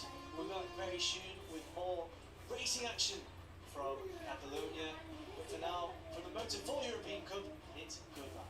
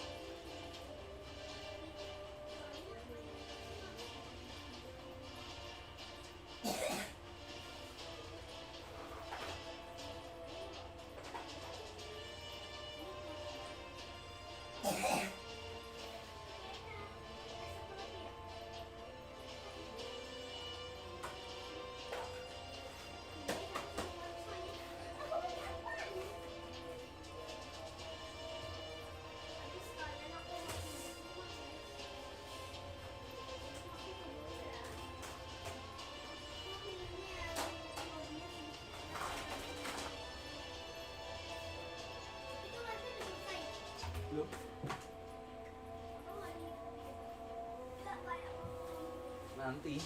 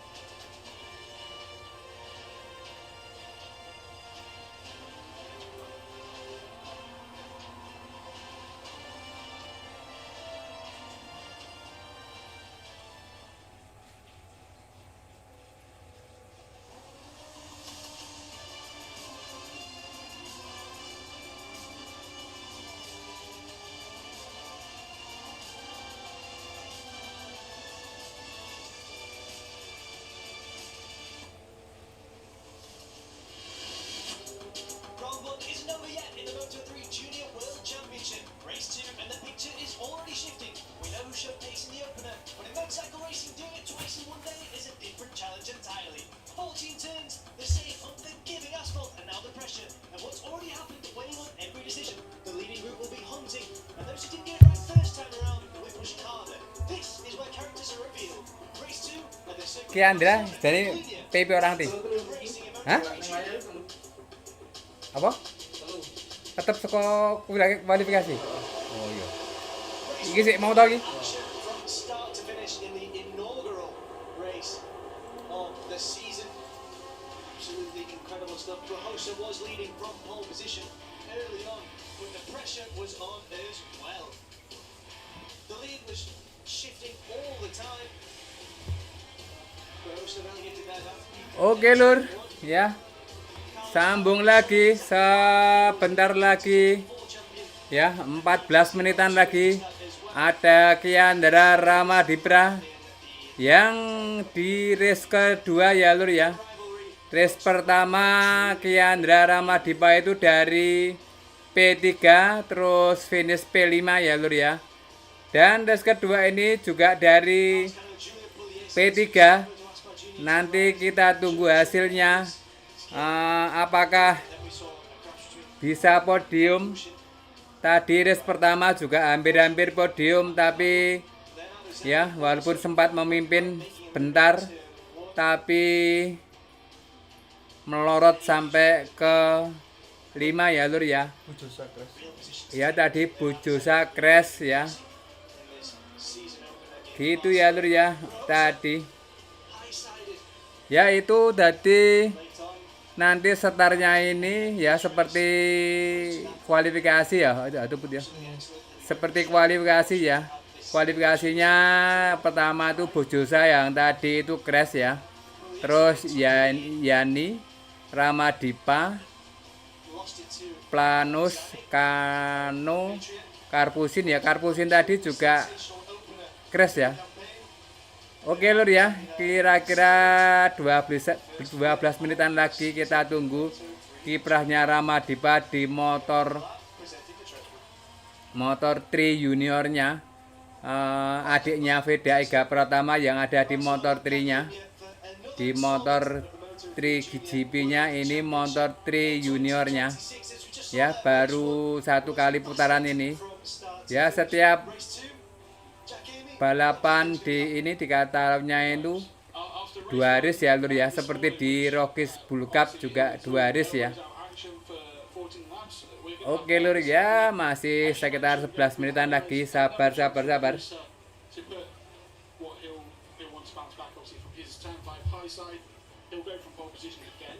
Kinggu yo podo yo pirang menit?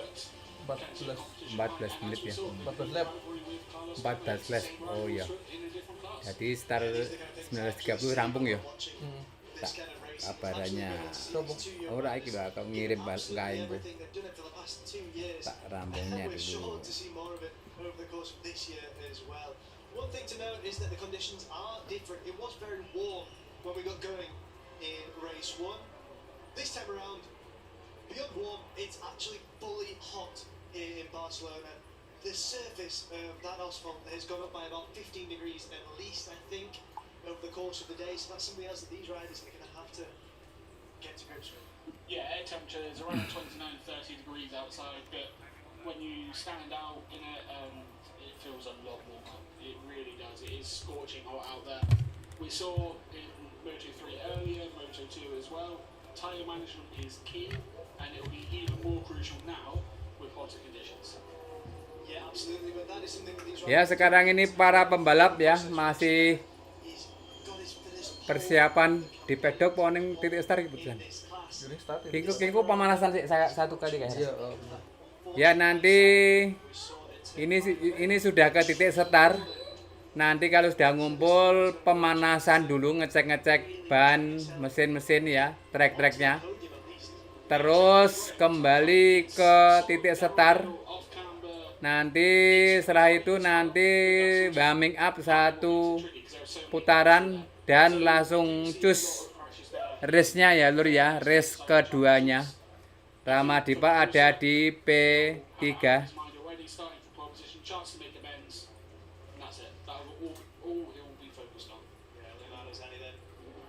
Iki sing piro iki? opening Siji iki. race. Sik mau menang Zani. Moto3 GP. Oh iya, ini sing kedua iki ya. Worthy winner, gave it absolutely Iya nih. Ini mau menang iki. everything. Oh iya, ini menang mo ya.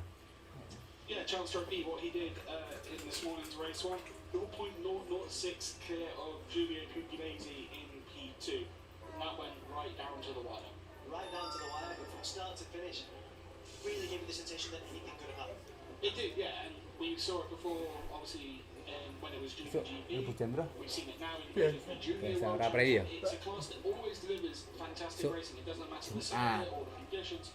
And Di you expect ada more of the di ada. same in race 2. Oh. Ramah Dipa main lah ya. Want to see Oh, neng Mogilo iki. will be complete. Sing rakis balap. Oh, betul. Oh iya. Nek iki pirang seri ya, Put ya? Pirang seri ya junior iki ya. Iki memang harus direncanakan dari lama ya. Iya, kabeh. Oh, iya. Memang bareng. Oh iya, memang Ini urut. junior iki balapannya akeh. Oh iya, malan ya. Wis kan go Only KTM. 0.144 away from victory. Just to give an idea of how close it was in race Kok 1. beda ra melu motor tu junior ya. Tapi ben konsentrasi neng kono mungkin to. Probably some of his rivals in the future as well. Absolutely, and to enjoy a bit of racing as well. I mean, we've been treated to some incredible performances across nek classes. seri Malaysia wong Indonesia nonton akeh banget. Expect to see Oh iya. Medali karo medali karo di Malaysia. Karo Malaysia ya. the fact that this program works. I mean, he was absolutely sensational last year. I think he's one of those riders that Tapi ya pengennya kan munggah exemplary, Moto2. real Ah, iya. talent. Malaysia ya langsung That's GP what ya these angel. riders need to emulate. Nah, iso ketok-ketoke. GP antriannya akeh ya. Tapi nek api iso Karo politik. tapi tetep ketoke ngrasake motor tunya dulu sithik lah. Ngono. Dan urut ya. Oh iyalah ya masih ben ngrasake. Masih muda banget kok. Ya sekitar 7 menitan lagi Oh, he's doing just that there with Carlos Cano, who was obviously part of the scene. akan ada pemanasan. The Artbox team last year. Very different position in their careers at the moment. Cano obviously going to be looking forward to moving up to the Moto3 World Championship at some point, and given his performances over the course of this weekend, I mean, there's a clear reason why he's held in such high regard by so many people, not just in this paddock, but in the World Championship paddock as well. And being with the CF Moto Aspire Junior team is obviously a good platform to have for Cano as he looks to progress into the World Championship. Yeah, absolutely. The same can be said, of course, for Yaroslav Kampushin, also on the CF Moto Aspire Junior team machinery, is the young Kyrgyz rider. Yeah, crashed out of race 1 earlier, was involved in an incident with Travis Borg. It was investigated, but no further Iki action was taken by the stewards. ora tetep pemanasan Put. Kok langsung anu ya. Ya warming up toh. Ora sing mangap apa sih? Ora, sing mudun sih ora. Ora ya. Oh. Mudun sak durung iki nek sing Ayo. sing ndelok ta. Oh. Nek bari ini warming up. Oh ya ini langsung anu ya Lur ya nanti warming up ya Lur ya. 5 menitan lagi tadi ada tanda-tanda angka 5 menitan lagi nanti akan warming up satu putaran Pugliese ya. did manage to get on the podium, denied the win by such a narrow margin, wasn't he? Yeah, as we mentioned earlier, 6,000ths of a second separating Pugliese and Zani, at the line Ramah Dipa ada after 14 laps of non-stop and flat out action as well. It's To be fair to the guys. impossible to comprehend these kind of distances, the margins that can separate a race win from a very valuable P2, it has to be said, but it's not that much which all of these incredibly competitive riders are looking for. Nek wawancara bapaknya Ramah Dipa ngerti deh. Ngerti? Hah? Ngerti? Ngerti tuh. Oh, Wis nonton. We also saw nonton. Kayak seko tribun kok ya. Ada. Oh main dong main. Sleman. Ngerti lah sama. Pengen baru kok. Kepingin aku kepingin ketemu bapak Veda, ketemu bapak Rama. Ada. Jare apa jenenge? He was close. Nek butuh keluarga pembalap, angel lah dadi pembalap. Angel dari saya iso. Bapak Rama. Ngomongnya. Oh, ya iso tapi ketoke kalah unggul karo sik misale keluarga. Saya sekulino ya. Ngerti carane. Aku kan nonton kurung ya tidak sampai penuh ya. Paruh gitu.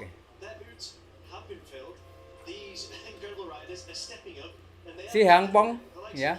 Moto2 ya, Pak. Saartine, Pak. Si Hangpong iki motor 2 iki. Iki kancane motor 2 iki, montore Mario Surya iki ngerti aku. Absolutely fantastic. Ya, iso. Finished P9 earlier, will look to Kitane malah medun ya. Ora ngerti, tapi kecepatan iki ora kacau ade. Ah iya ya. P8, so a bit of work to do, but they've had the time to Mungkin make iki some changes, work out the tires and kelasnya podo, kelompok umur. Absolutely. Nek Moto2 ki bebas umur to. Oh, ya iso kelompok umur oh. Heeh. Kayak nek timnas U2 pilo lho. Modignani there, South Africa. 8 points on the board for him. Siapa mau urat itu apa ya mau ya? Finish Ini sih orang. So I would Yep. imagine they will be renewing their rivalry in race 2. Ya, para official ya sudah mulai masuk ke I'm here for it. dalam lapangan, dalam pedok ya. Karena warming up sebentar lagi akan diluncurkan. See, and it's really fought out on track as well. It is, yeah, and it's good to see for the likes of Cano and Bahosa, who have come through what was then the European Talent Cup, obviously the most called European Cup now, still on the same pace together in a new class, new bikes, obviously same tracks, but it's different. But their rivalry is still going. The rivalry is still going, and the fact that their talent has grown together as well. So it could be a rivalry that we get to enjoy for years into the future as well. And that's a fantastic thing to think about. In 5 years' time, we'll see Motor iki ya ora nih. in Moto2 Motornya rada ana putih deh. Tapi apa? GP. Heeh. Perhaps we will, yeah. Nek helm I ijo. think if you Honda speak ada, to both Helm of them, ijo. they will both say that they have pushed each other to be even better. Yeah, absolutely. Ora disero ya P3 ra disero deh.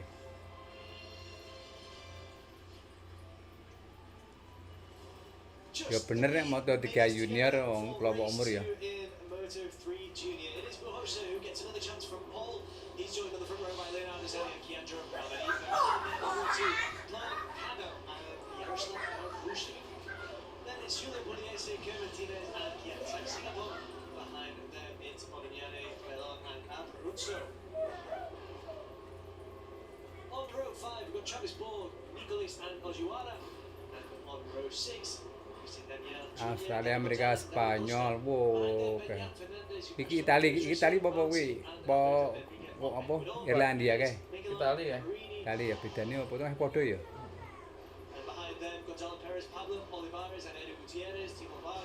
Ono 32 pembalap ya? Serem ya 36 ya. Oke, sekitar akan warming up ya lur ya. Macet. Grup itu ya. Tutup itu sapa ki? Anu. Iki lho nama bagus nih. Nicolas Oh, Nicolas ya, macet ya. motornya. Yang macet rame lu ya mau kan sik rame tuh ya. Ngerti. Sing mau kan sing sapa? Sing pertama ono sik macet rame tuh ya. Wah, iki. Oke, isi tanda, isi. Yeah, good to see another rival team that seems to be having him out here. Yeah, So to it the just big shows that while rivals are on track, off track, they will do everything they can to help each other. Hopefully he's able to get his bike started and maybe he has to start from pit lane. Yeah, Serem ya 32 pembalap ini. hopefully he was able to start the race. Lebih rapat ya daripada Iki langsung titik start po. langsung titik start tuh. Oh iya. Heeh. Nek anu kesuwen oh. Metu seko kaya saka pedok kae. Iso start cukup pedok. Ya paling buri ngo iso kingko ketok melu tapi paling buri. Oh no. Tapi ora saka pedok saka buri. Kan soalnya kan titik karo kene to benggele. Heeh. Jadi kan starting ini iso. Ya ora ngerti tapi ngerti Lah kuwi. kok kaya mandek ning nggon pit stop. Ya mungkin ya iso saka kono kuwi mungkin to. Aturane mungkin saka ya, mungkin saka mburi saka pedoke mungkin to. Ben ra ganggu to. Nek ngene anu kan ganggu ya saka pedoke kuwi paling kan. Oh bener.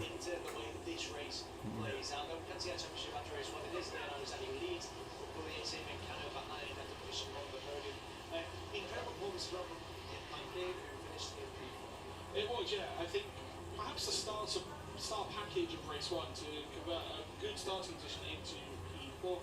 Hopefully, for his sake, he'll be able to repeat that. Yeah, you'd like to think so. As we round turn 14, the last racing circle. Below, the starting position. Oke lur, sekarang ini baru warming up ya. Bentar lagi ya oh ya sekarang sudah sampai ke titik setar ya. Bentar lagi akan disetarkan. Ya ini baru menempati titik-titik startnya. We are just moments away from getting this race to underway. Jadi 695732 udah mau. Mana? Urutan nomornya ya lo. Bojo saya nih. Oh, Oh, rawa di bawah. oh.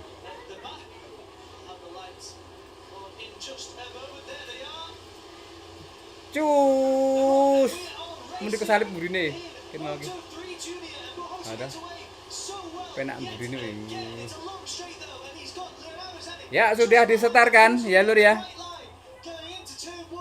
Langsung mecah nih.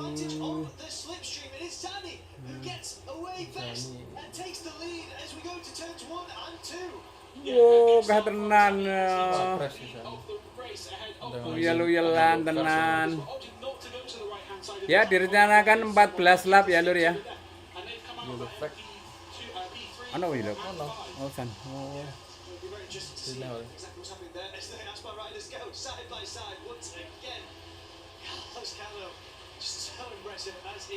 Oke. Wah, Denny.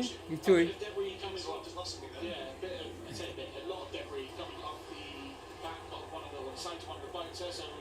Ya, ada yellow flag ya lur ya. Ada serpian. Tadi ada serpian dari tebeng-tebeng motornya. Pendulang. Belum ada yang crash, alhamdulillah. Lama ditanam. Ramah dipanem ya, seperti race pertama. Begitu urutannya sepertinya. Tidak langsung tune in di depan Rama ya.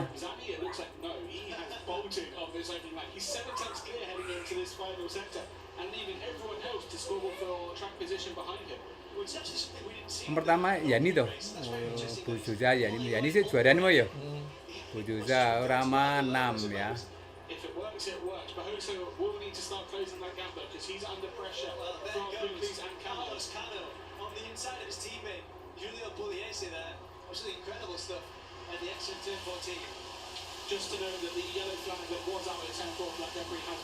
Ya sudah dapat 1 lap ya. Tinggal 13 lap lagi.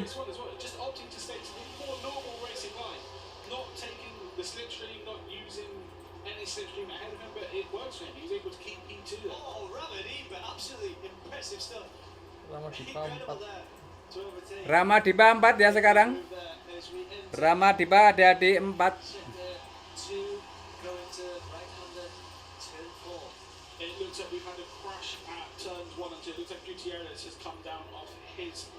Putih-putih gitu. Oke.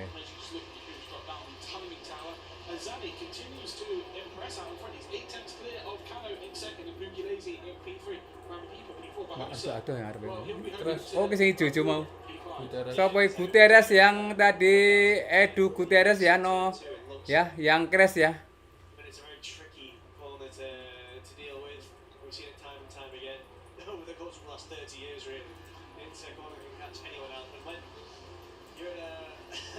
Race as competitive as a Moto3 Junior race, well, it's almost to be expected.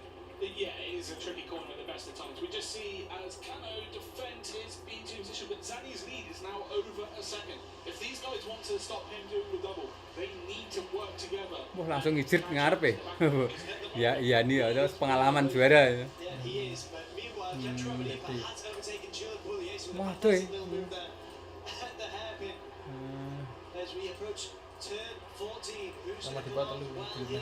Ya, Ramadipa 3 sekarang.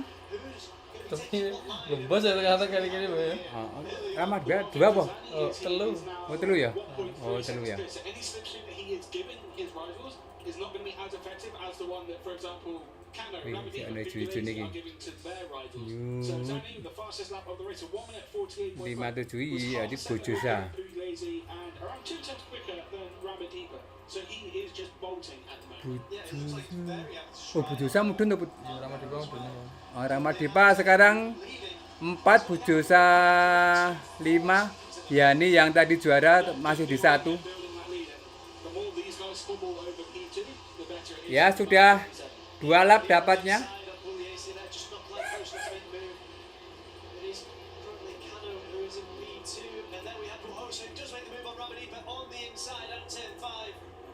Wah, doi, lihat deh. Ngedit deh. Ginjir deh. shot there. 5 Rama Diba. Lead is just that extensive method. Oh 4 ya. Oh 5 iki rombongan 4 kok ya ade itu. Six seconds now and again, the more these guys are fighting over P2, Abang-abang the more hijau, he'll guys. just keep extending that lead, and then they won't catch him using the sit down. I mean, you can see the gap now; it's huge, and he's able to take a normal racing line. The other riders are having to squabble over track position. Oh, As you Cano aneh. looks to defend his P2 around the outside, and he's able to do so from his teammate. But again, the lead now for Zani up to 1.8. Rama Diba 5. P4 there with a fantastic move. He's just behind Rojosa. Melorot 6. Up P5. Melorot 6 sekarang Rama Diba. Zani is so far ahead. I always miscounted him. Ya. Bujusa naik 4. Rama Diba 5. Coming out of turn 14 then. And again, we Ya, ini tetap memimpin. adopted by riders. As you mentioned there, Zani so far ahead that he's bickering behind. Sudah dapat 3 lap, 11 lap lagi. Sort of Mounty making the move on Remy Sanquan. Going ahead. Batu ini mau tanpa ya? Enggak, anak gua. Now it's come down to about 1.8 on this run, and it's big. Sing ngapong tiba.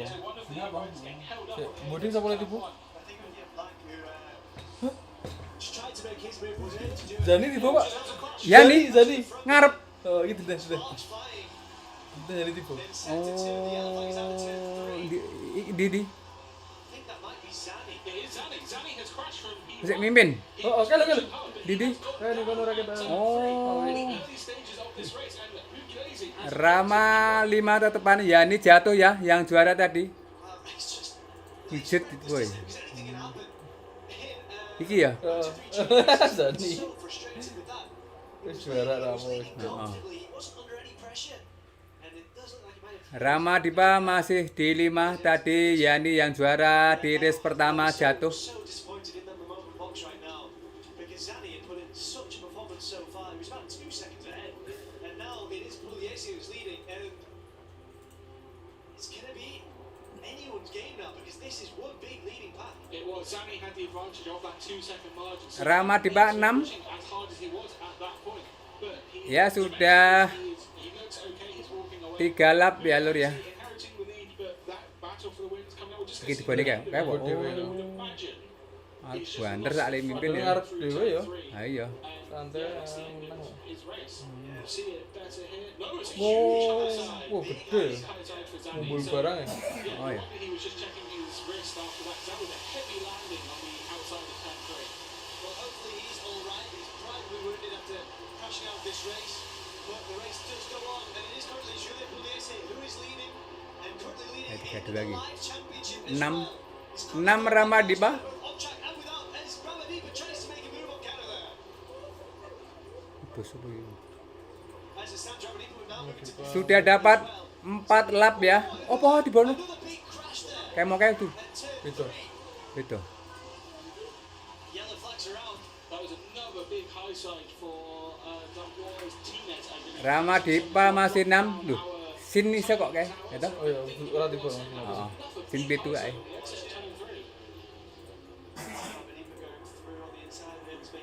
Melorot Rama Diba. Ini putih nih.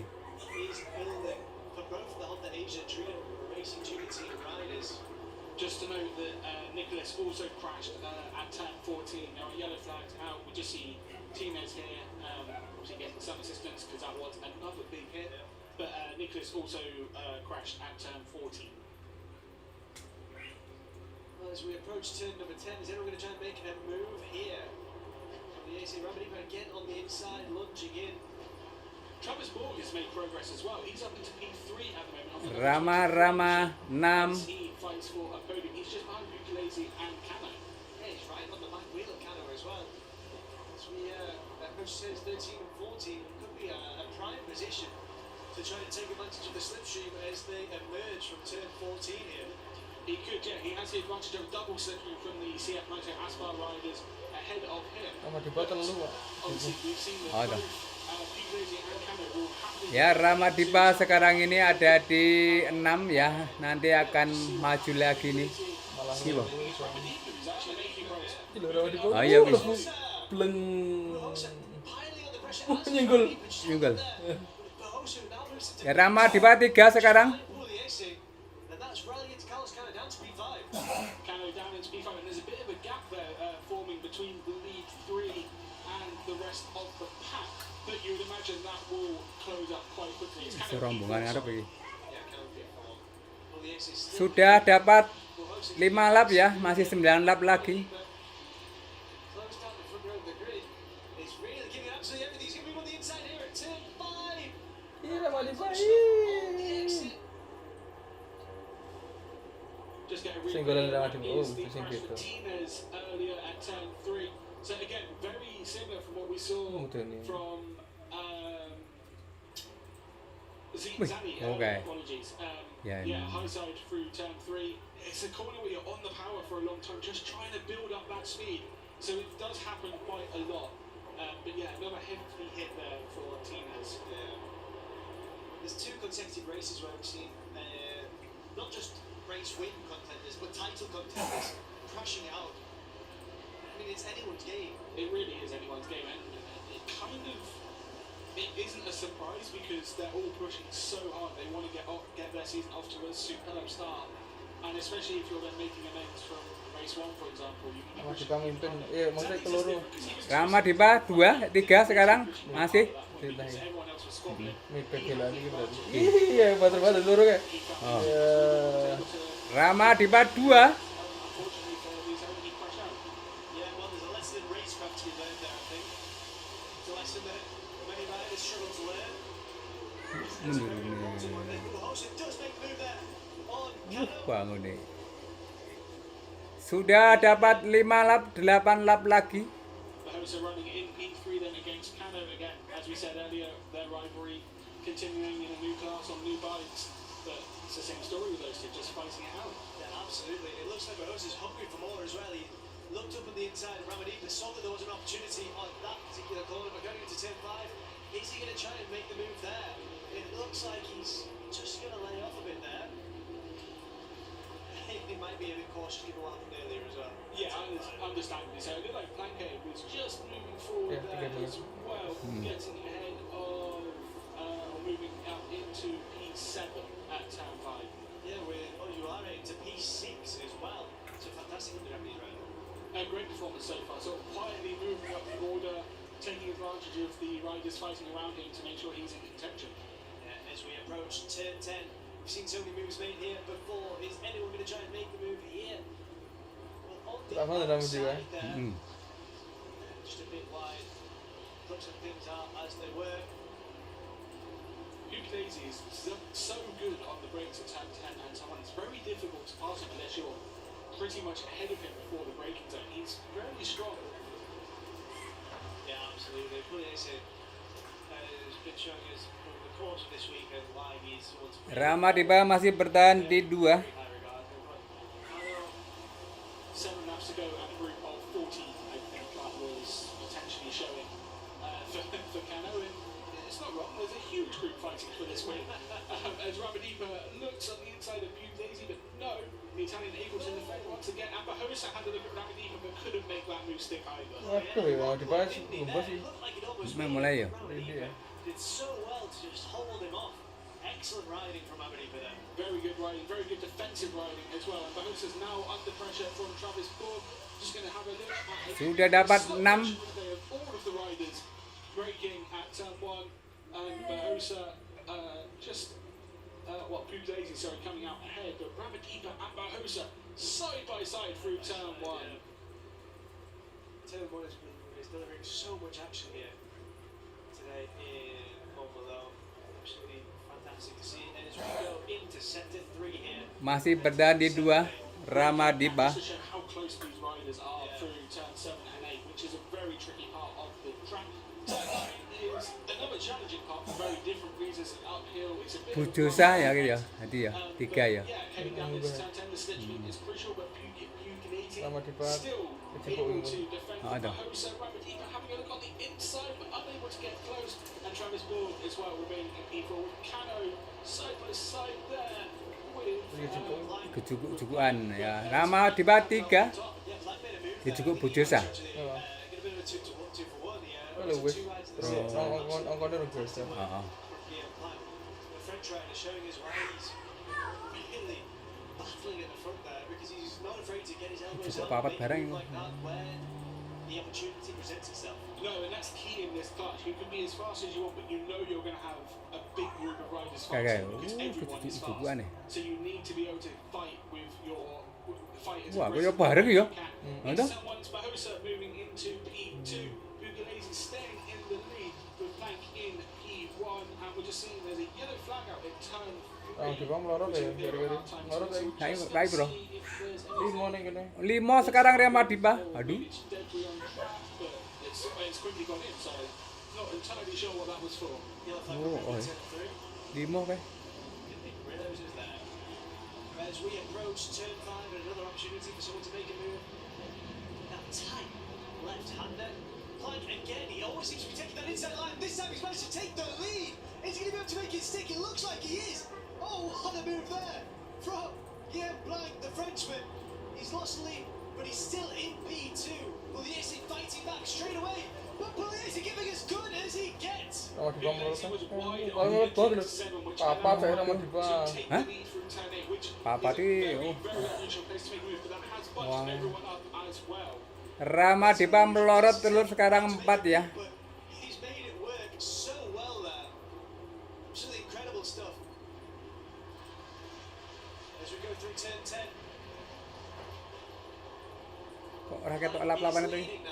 Anu error mau macet deh. Oh. Aplikasi ini ada lah. Ada. In P3, Ramadipa's just behind, but turn 13 and 14 are going to be crucial. And when we cross the line to start the next lap, it will be just 5 laps to go.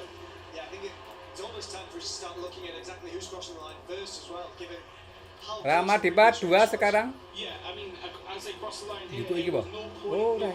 between Plank and Bugalazi. So Hah? Plank was able to hold that lead Gini, through Gini. from turn 14 to the start of the straight. Oh, Ramadipa shoot. inside Nyut. turn 1 or looks to make a move, but Bahosa is able to go back through turn Masih baik cuy itu dari situ. Ayo. Telur dari. So Ramadipa Ah, moves telu. into P3. Yeah, melorot Plank apa? lost out Mepet banget ya. massively on the strip sheet there on the start finish straight.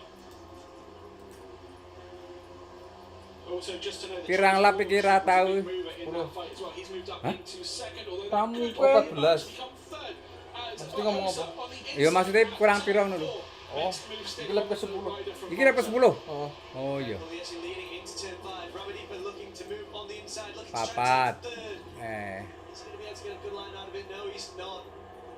Travis Borg holding on there. Yeah, Borg was able to hold on to that P3 for now, but Ramadipa's going to have a good run on him through, well, into turn 9 and into turn 10, you would think. But the number 23 might be able to hold on under braking because Ramadipa is also under pressure from Plank. Now, we're running Error towards tak kena turn lap ya. 10. We're seeing Ayo. so much action here. This is where we saw Iki wis 10. move earlier this time. lap ke 10. Oh iya. As we said, Borg was able to had enough to Ini lap ke 10 ya Lur ya. turn 10. But Ramadipa at turn 11 has a look on the inside. That would have been brave, but Apa he's yang not di bawah? able to make it sit, and it's cost him a couple of bike lengths to Borg, but he'll be able to make those up on the runs through turn 13 and 14. And again, it's been so interesting to see, however, it exits from turn 14.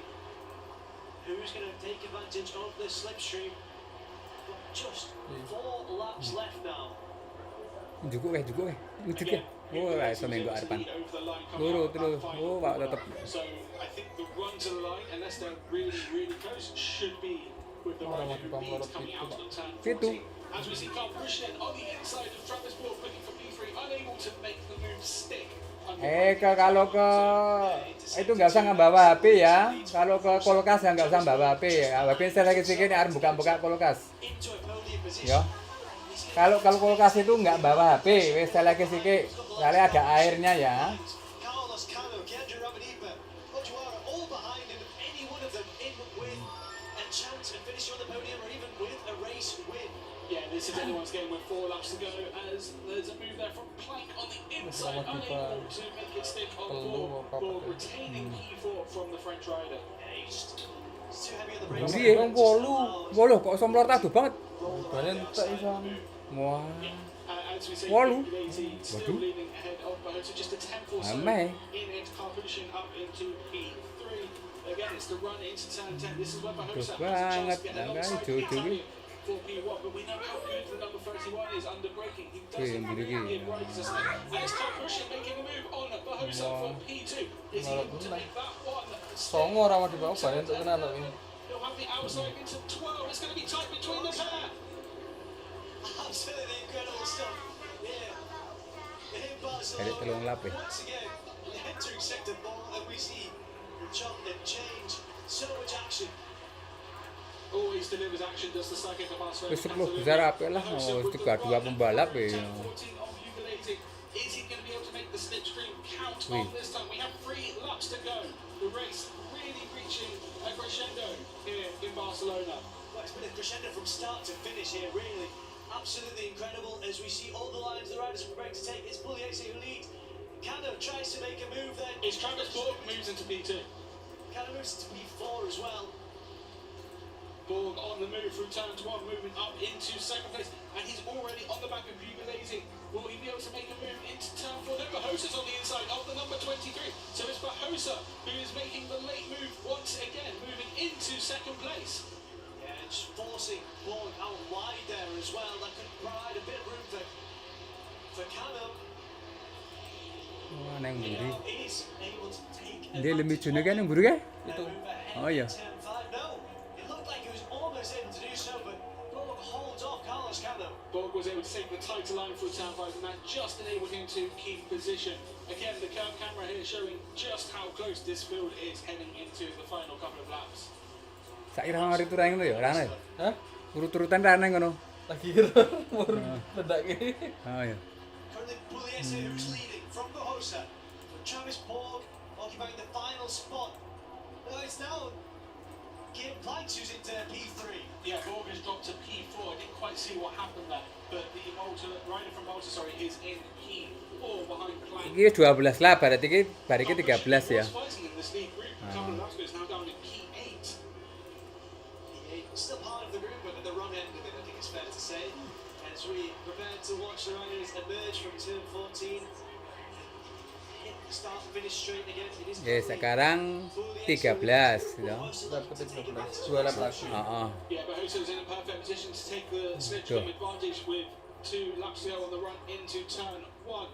But Plank is on the Ramah di inside, Panam. as is Borg. And it looks like Iki ya it's nih. Borg who is making the move. Yo, Rama yo iso iki. Under braking at turn 1, and the 23 moves back into second place. Yeah, absolutely sensational stuff from Travis Borg there. But able to get ahead of Julian Pugliese, but he's ahead of everyone else behind him. He's taking an inside line through 3 as well, which will give him the inside for turn 4. Is he close enough to make that move for P1, or is he going to have to defend? Well, not even really. He stays in second. Running into turn 5 though, the number 23. The inside line is blocked for him now. He has to defend from Black. As we see 6 Rama. Itu ya kita. Oh, a bit of a moment there for Borg. Just adjusting himself. Nice Plank. Looked to be setting himself up to make a move there as we go through turn 7 and 8. Just readjusting. That's a brave move from Plank on the inside of turn 9 to get ahead of Borg for P2. That is an incredible move from the French rider. As we approach turn 10, once again, for the penultimate time. And Plank goes again for the win. Rama di bawah 4 bangun. Bugalating is able to Bangun keep Rama the di tighter bawah 4. line. Oh, he is as well. Kok gesernya ya? And Borg moves into P2. Wah, Arsinggulan. Deeper on the curve. He goes slightly wide. It's a bit chaotic behind. So it's Borg who Papat ya. moves into Oh, kira P3. papat wae. 4. Woi, iso podium yo. 5. Heading onto the final Kamu lap sih of this gimana? race. Yeah, the final lap, and as you mentioned before, an absolute crescendo. Plank moving into P1 at such a vital time. He's not going to be able to take advantage of any. Yo, last lap yo, last lap. Limo. Limo. Power down this 1 kilometer straight in Barcelona. And it does look like Pugliese has managed to get ahead as we approach turn 1. Who's going to be able to Nyut ke. Padang aku. It's Pugliese. 5, 6. It's turn 2. And it's Travis Borg who takes P2, Bahosa just behind him P3. Borg was able to stay on the outside through turns 1 and give him a good position through 2 to keep P2 ahead of Bahosa. But Bahosa is close to the number 23. Is he going to make the move into turn 4? No. So Borg holds it for now. And Plank has dropped down to P8. So he started this lap just about in P1, and he's finishing it in P8. it looks like for the time being there's still plenty more action to come. Bahosa on the inside of Borg at turn 5. That moves him into P2. He's got a couple of attempts to make up on Pugliese. Di Mones kan iki, 5-6 iki.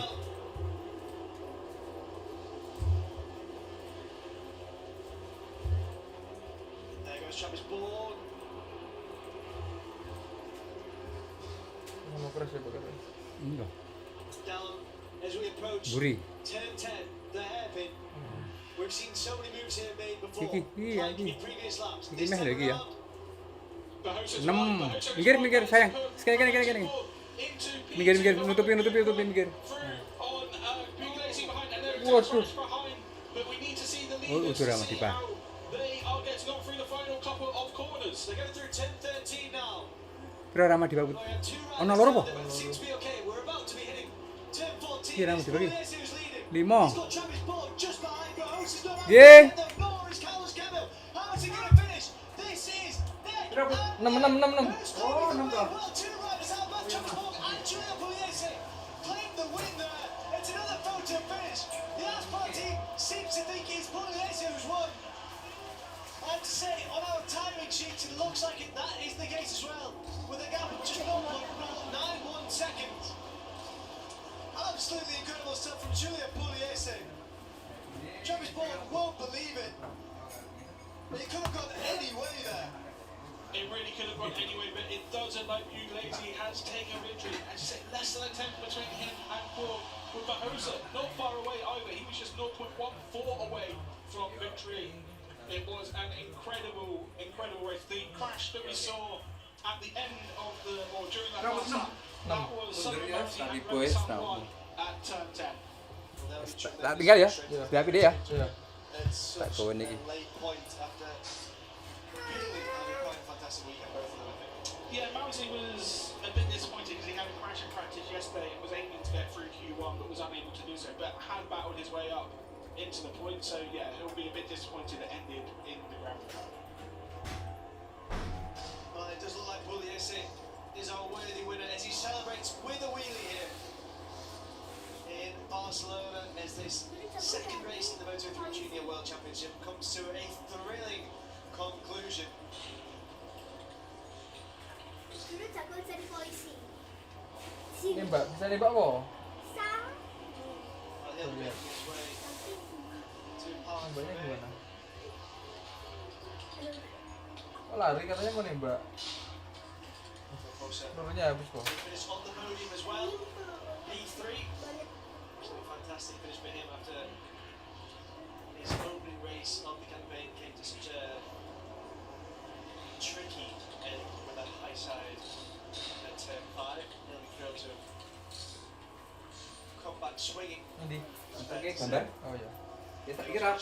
Capotan ya? Copot tak copot ya?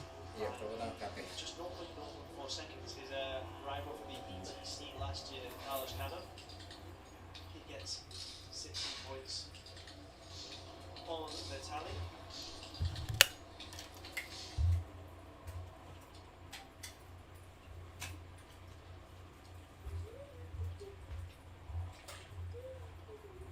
Travis Borg there. So well to get himself into a position to fight for that podium, finishes P2. There are the raucous celebrations in part for the Bahosa as well. What a moment for these two riders. As our race winner, Giulio Pugliese, enters as well. He's asking for applause. It's well deserved.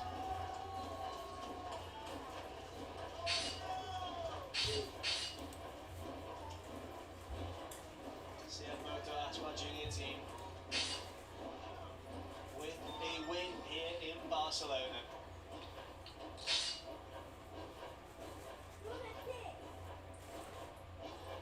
Travis Borg and Pugliese at the back, just congratulating each other after a fantastic battle.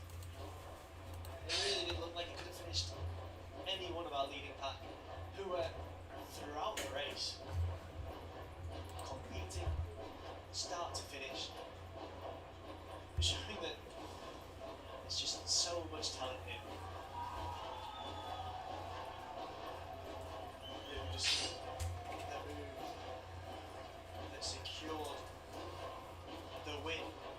Pugliese.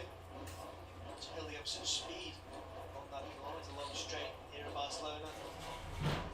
Getting his line absolutely perfect heading into turn 1. He was able to maintain it for the entire lap as well.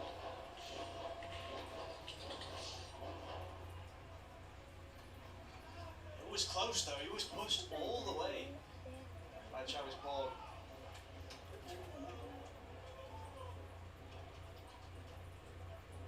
Number 1 here in race 2 in Moto3 Junior. And here we are back down in park from here. We'll be hearing from him shortly. For the time being, we can just see how he enjoys it.